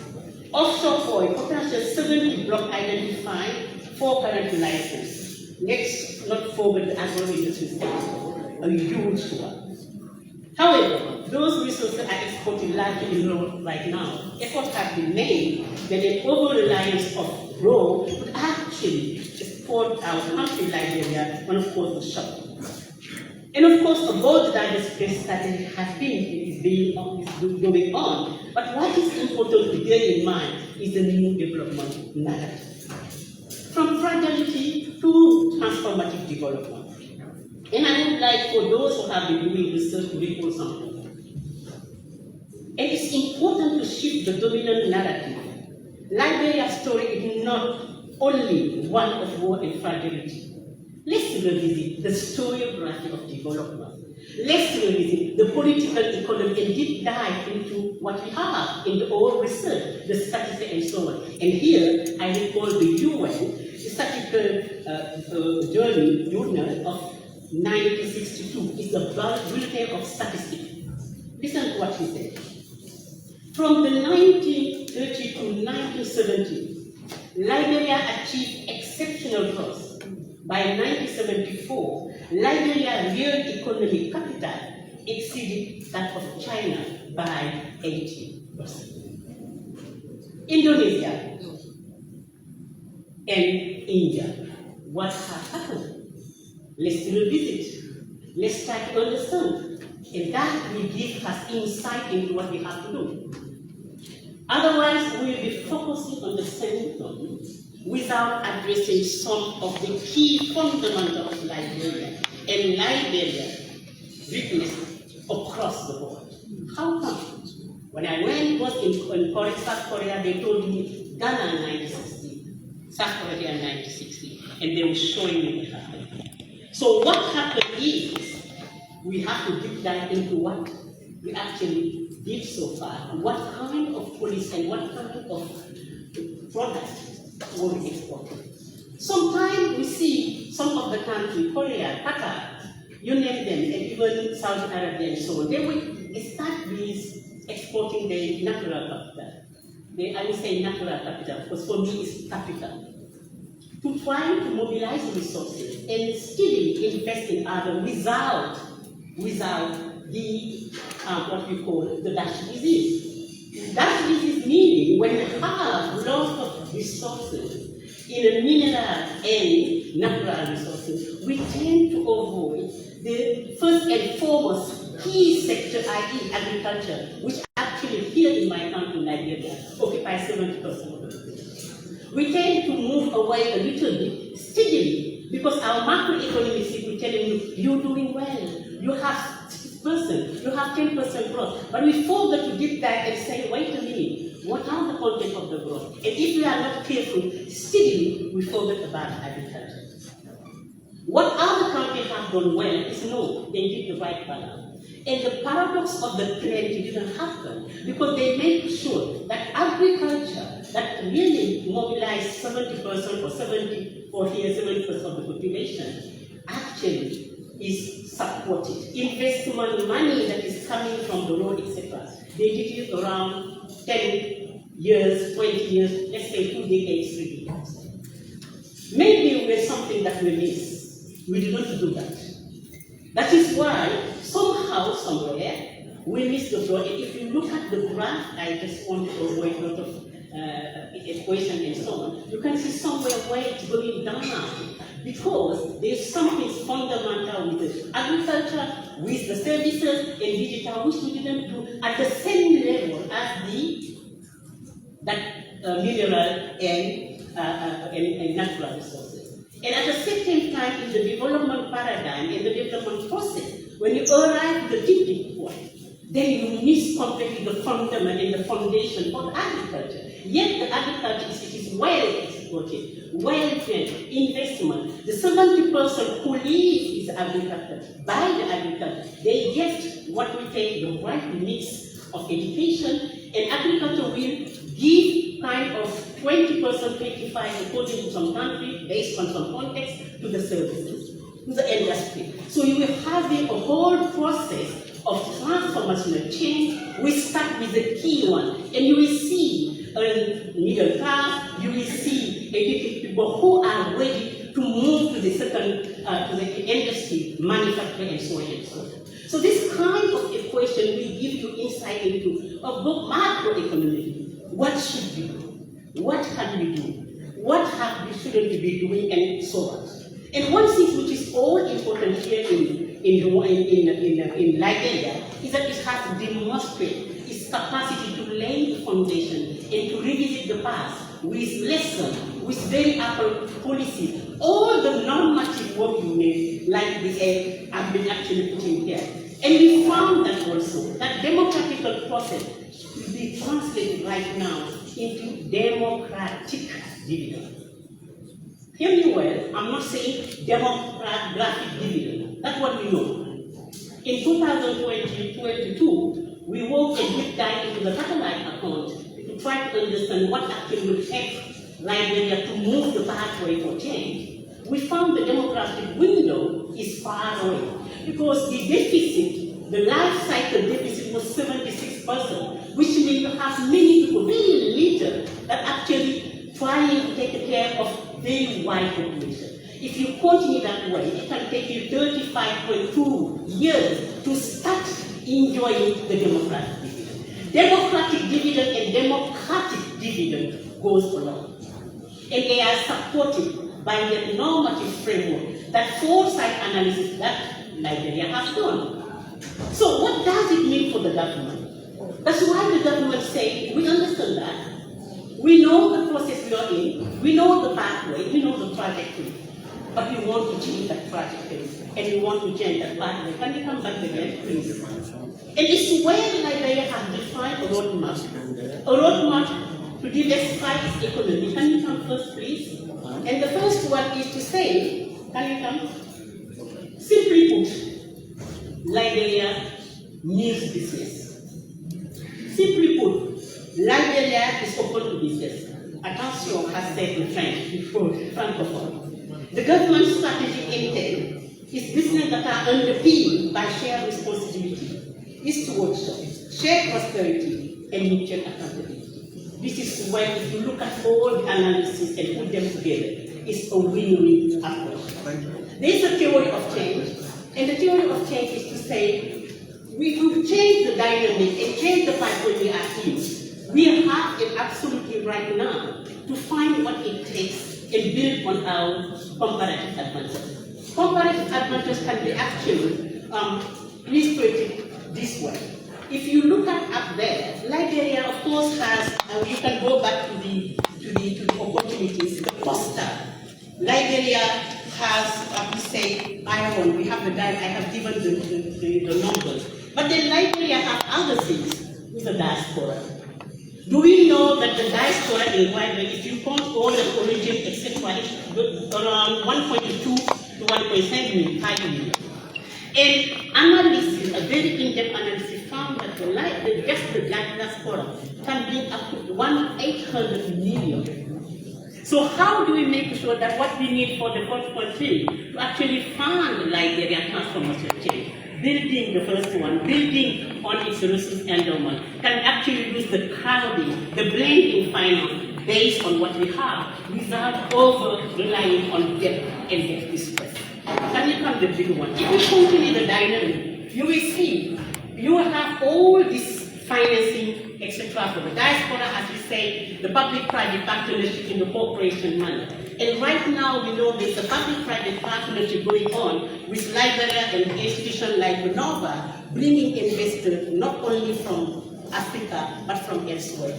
But we are saying for us to happen, we have to connect the dot in the systemic manner and making sure that any investment that comes is aligned with the priorities set out in the AAP and driving socio-economic development. Next, and you can go quickly.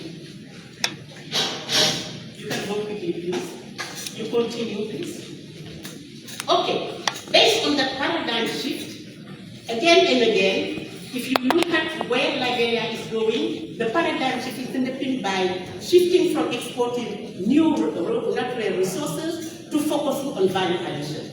As I said, what was missing, they learned from what happened before, the foresight analysis, give them the perspective for change, and this is actually the leitmotif value addition, aligned with the development goal. And another thing which is extremely important here is the kind of connection, the nexus, building the economic diversification, industrial growth, and building resilient and self-sufficient industry for long-term prosperity. And you can see on the right, those different kinds of cocktails that come together. The whole of the government approach I mentioned earlier on, and the whole systemic approach I mentioned earlier on, you can see it in one of these graphs. Next, please.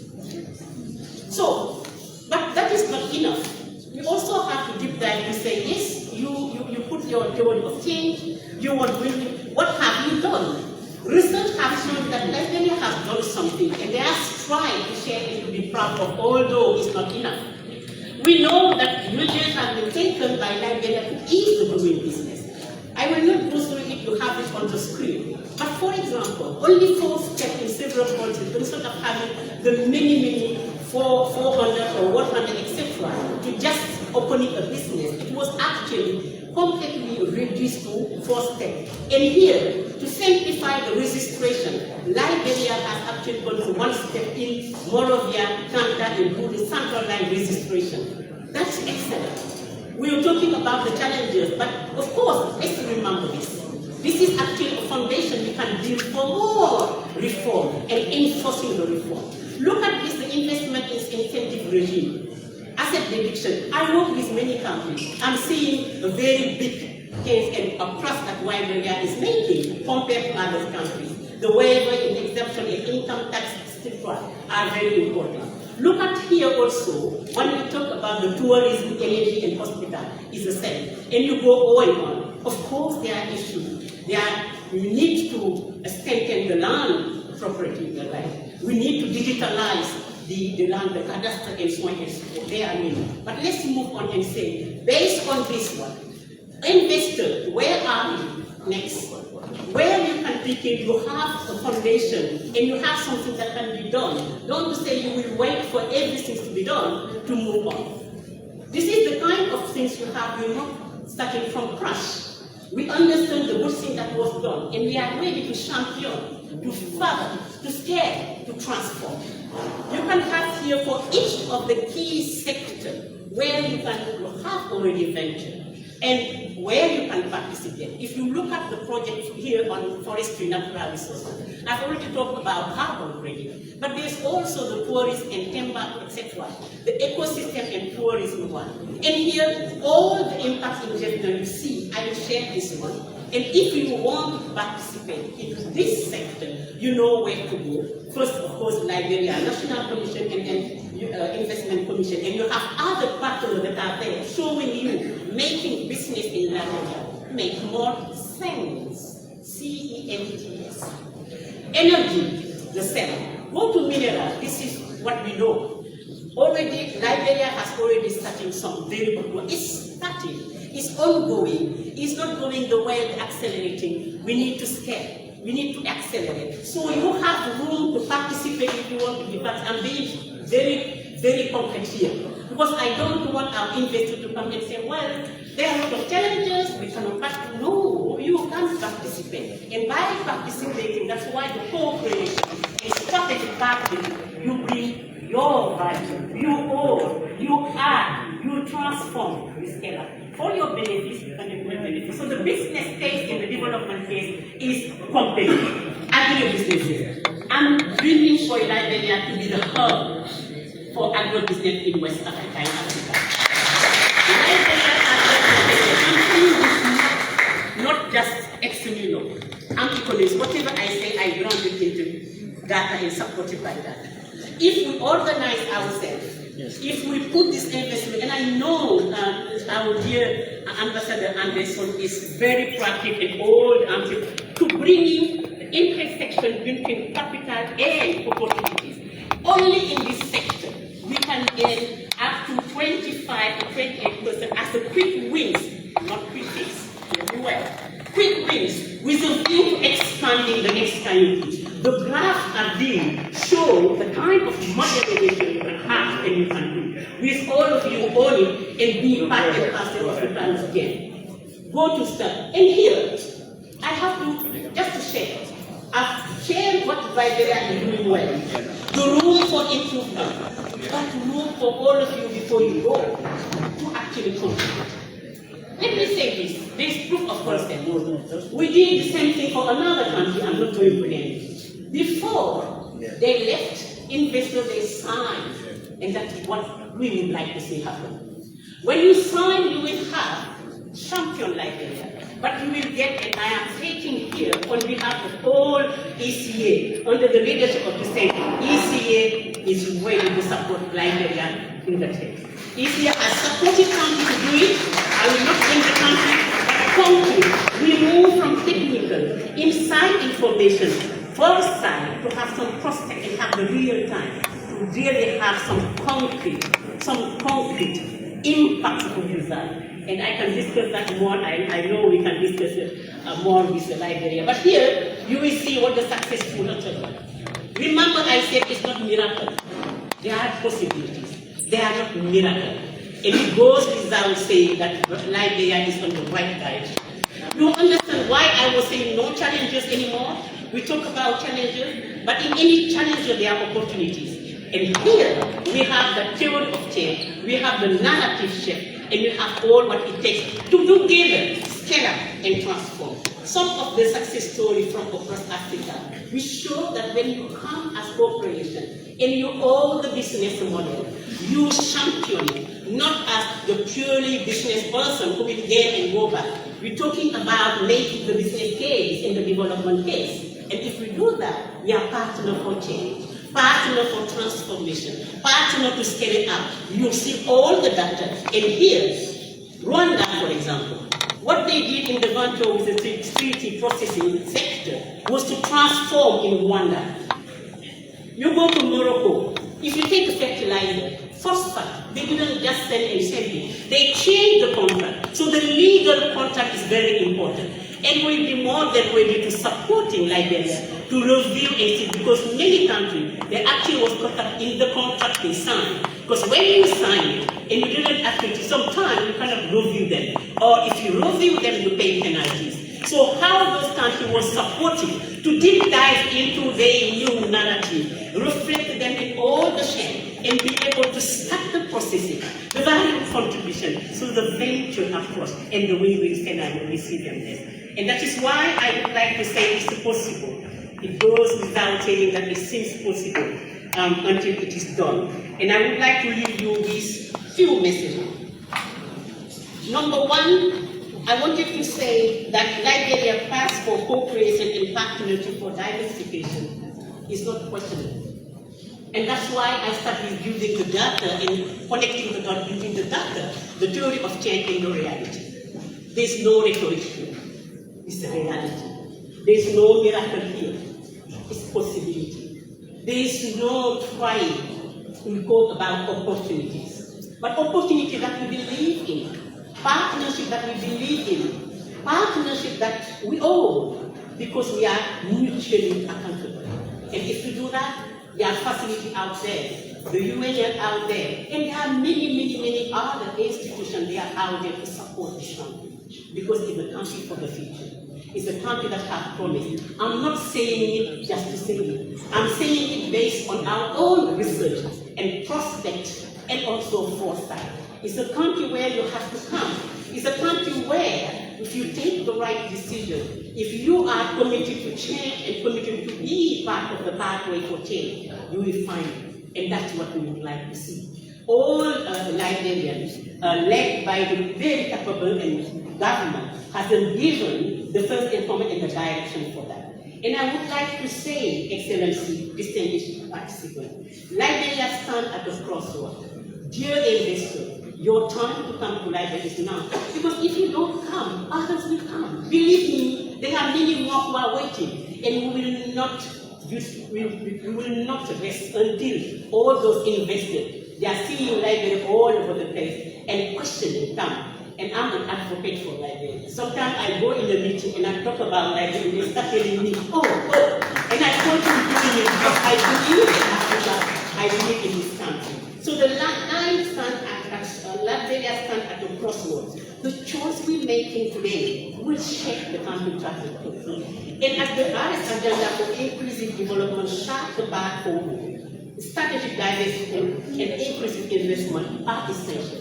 That's the main motive for Liberia. But success will end on partnership.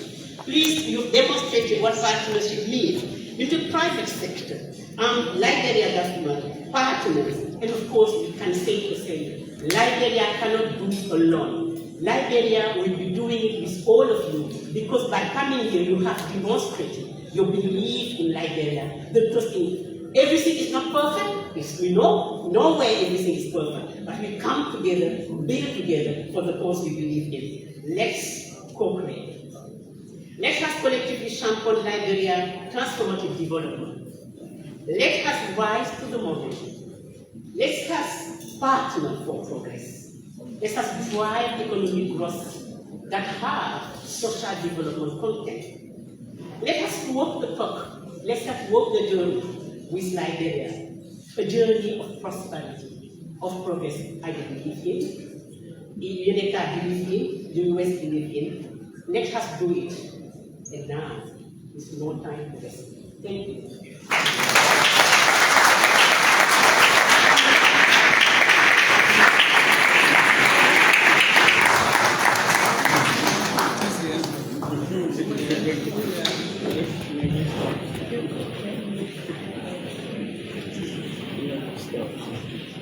Thank you. Honorable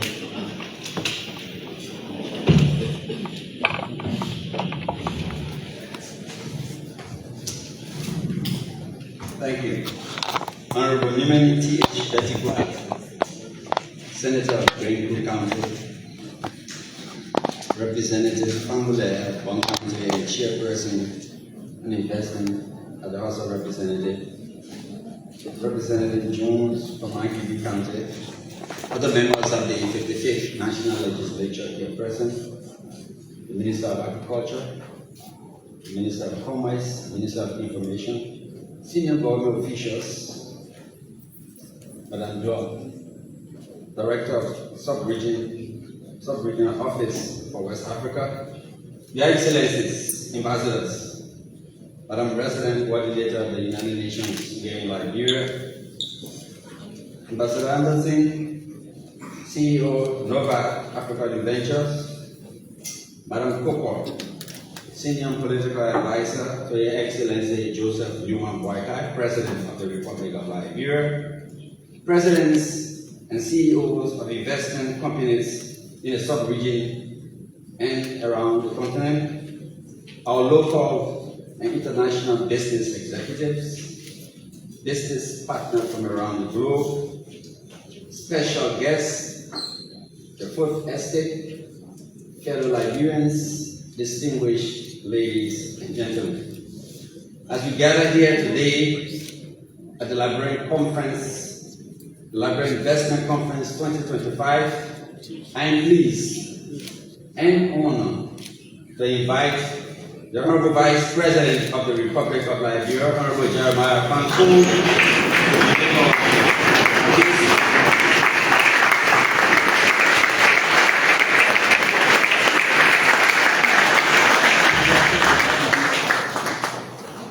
Thank you, and please be seated.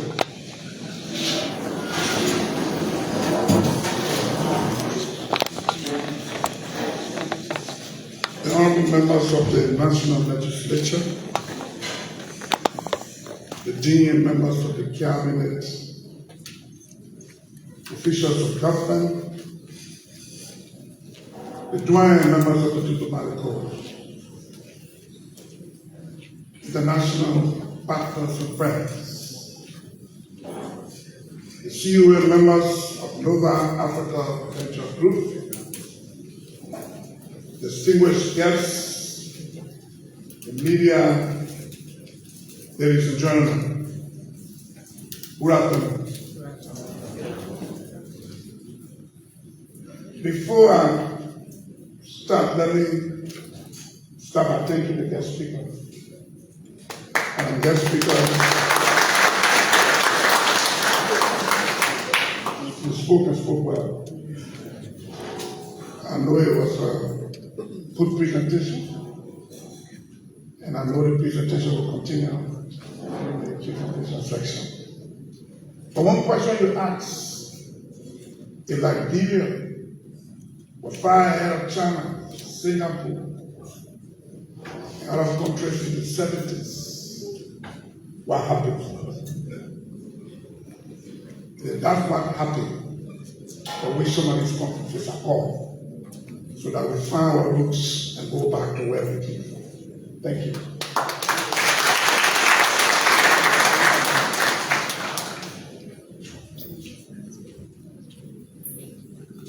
The doyen of the diplomatic corps, let me thank you too. You said small things matter. Truth. I come from the name of Ganta. In Ganta, at 2 a.m. in the morning, you find food to eat, shops are open.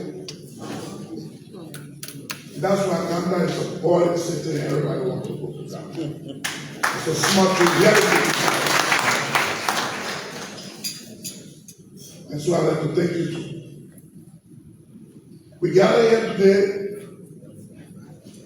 the Liberian Investment Conference, which reflects a crucial time in Liberia's journey for sustainable investment, trade, and commerce. Today I'm honored to join Excellency Joseph Newman Boykai Sr., President of the Republic of Liberia, in highlighting the vast investment opportunities in Liberia, particularly in our rich mineral tourism, and agricultural sector. As a nation with abundant natural resources, a youthful and resilient population, and a growing commitment to reforms and stability, we are laying a foundation for a more prosperous and inclusive future. I hold the opinion that investment is not just a financial transaction, it is a long-term partnership for an inclusive future. Let me at this junction acknowledge the efforts of Nova Africa Venture and the entire organizing team for envisioning, planning, and successfully implementing this landmark conference.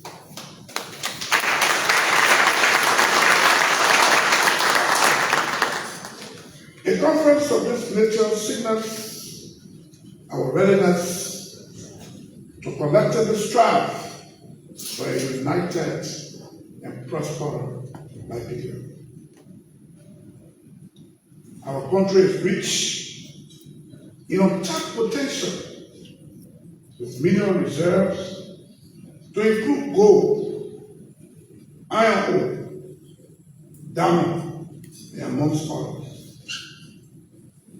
We also boast of a fertile agricultural land and a coastal land, ripe for fishery, tourism, which offer diverse opportunities for responsible investment.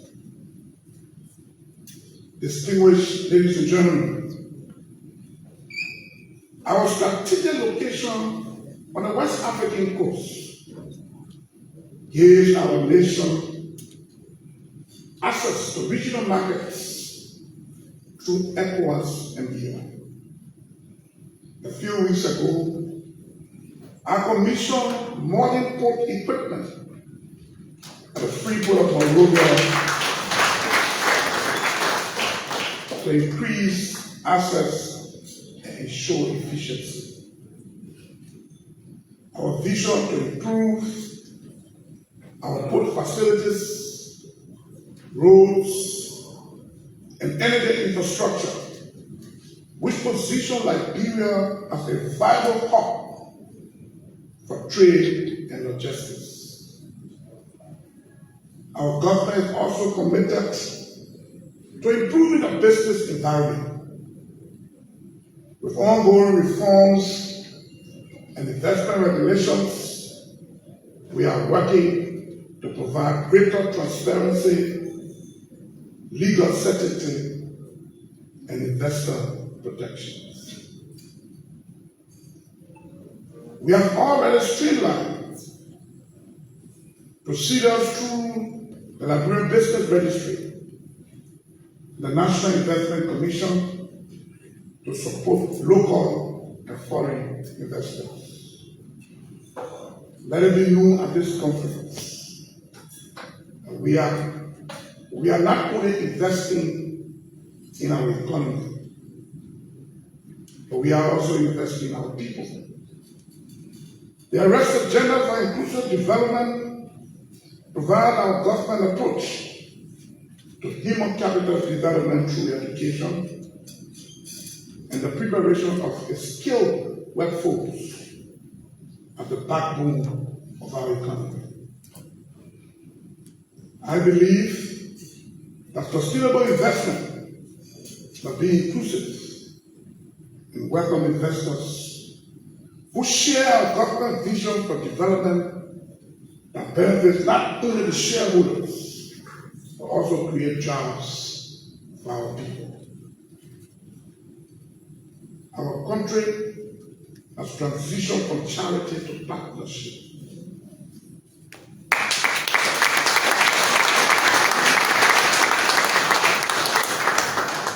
We are moving beyond our past defined by charity toward a future built on equal partnership.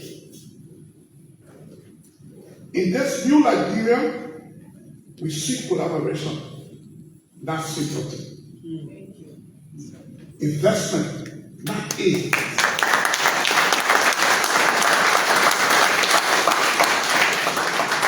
And opportunity and not dependency.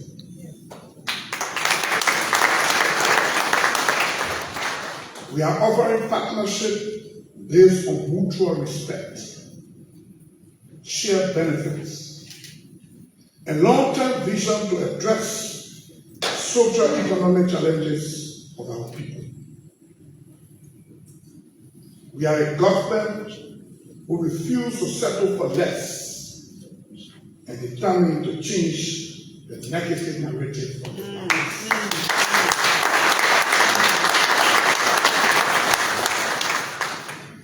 Our recent election to the United Nations Security Council as a non-permanent member is not just a diplomatic milestone. It is a global endorsement of our nation's growing security,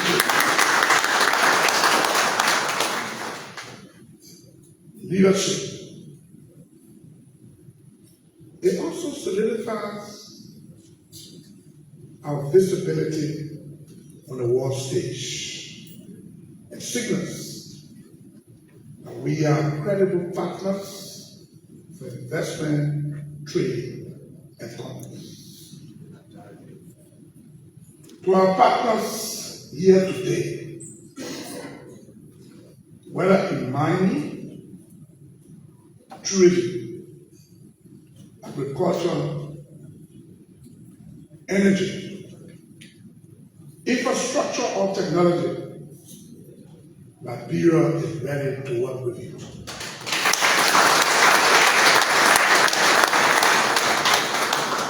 The time to invest in Liberia is now. We can build a future that honors our history. God bless you.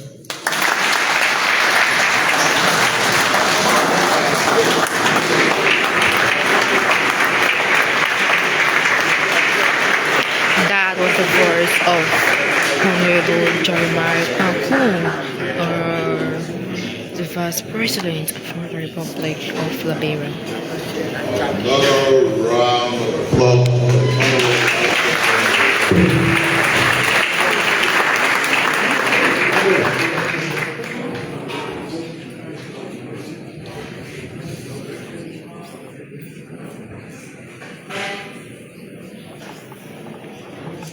Very pointed, powerful message. And I believe the Vice President was pitching our country to all of you who will be investors. This is a place to invest. And here we have a government that will protect you and your investment. Once more, let's give you a big hand clap.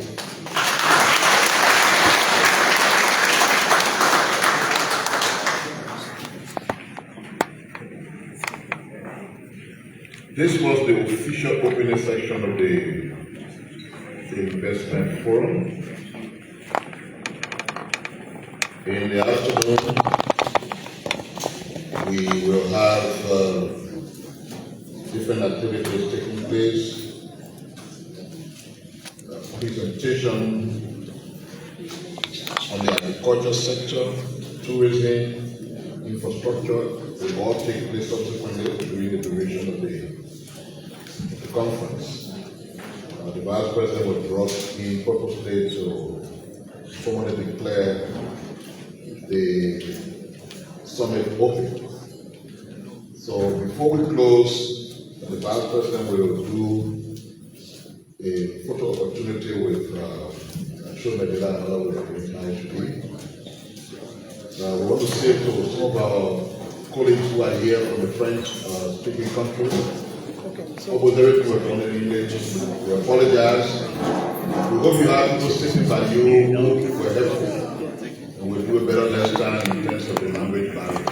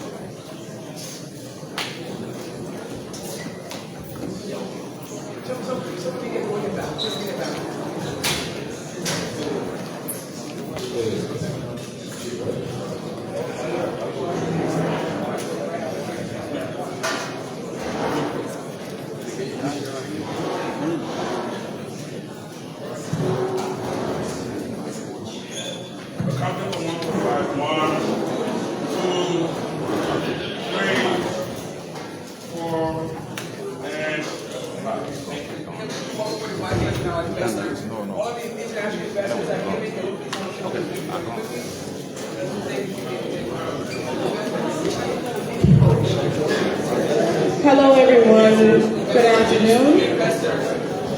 As we take photos with Honorable Vice President.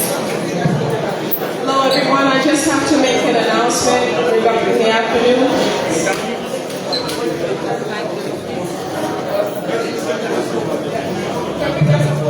Hello. We have a very, very important announcement, so please listen up as it guides the afternoon sessions. After the photo ops, the expo is open as well as lunch is served. But in order to manage the crowd, we would kindly request that we file out our special guest of honor, followed by the diplomatic community and all other guests. So please, after the photo ops, we will escort the diplomatic community along with our special guests to the dining hall. So if other delegates could please, because we're behind schedule, we'd like to make sure that we move or in an organized fashion. So our protocol team will gather our diplomats and escort them to the dining hall.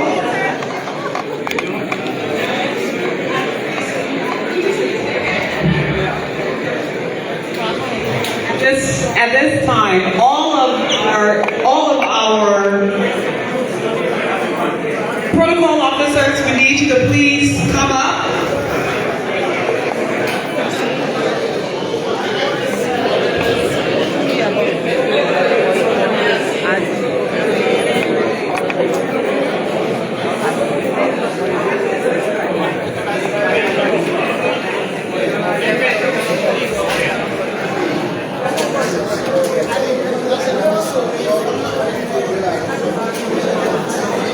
To all of our guests, we will be getting, please follow the protocol officers for lunch. Lunch will now be served. We do ask you to please, the protocol officers will come to the front and will escort you shortly.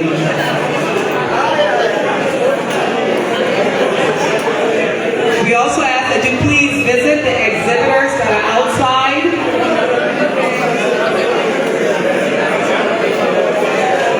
Are you on the protocol?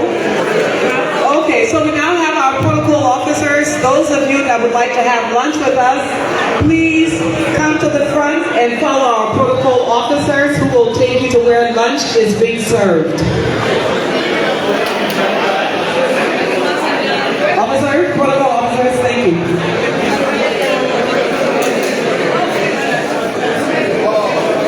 Okay, so first, for those of you that join, I would like to say welcome if you have been following this live broadcast.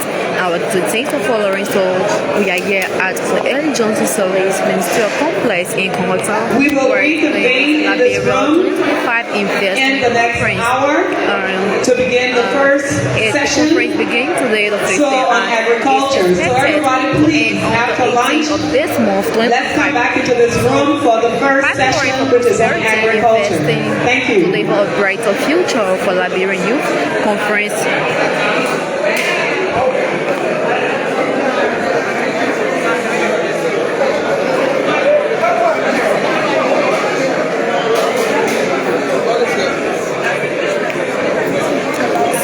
just joined, I would like to say welcome, and if you have been following this live broadcast, I would like to thanks for following. So stick and stay with us, don't you go away, we'll actually take a very quick break and be right back.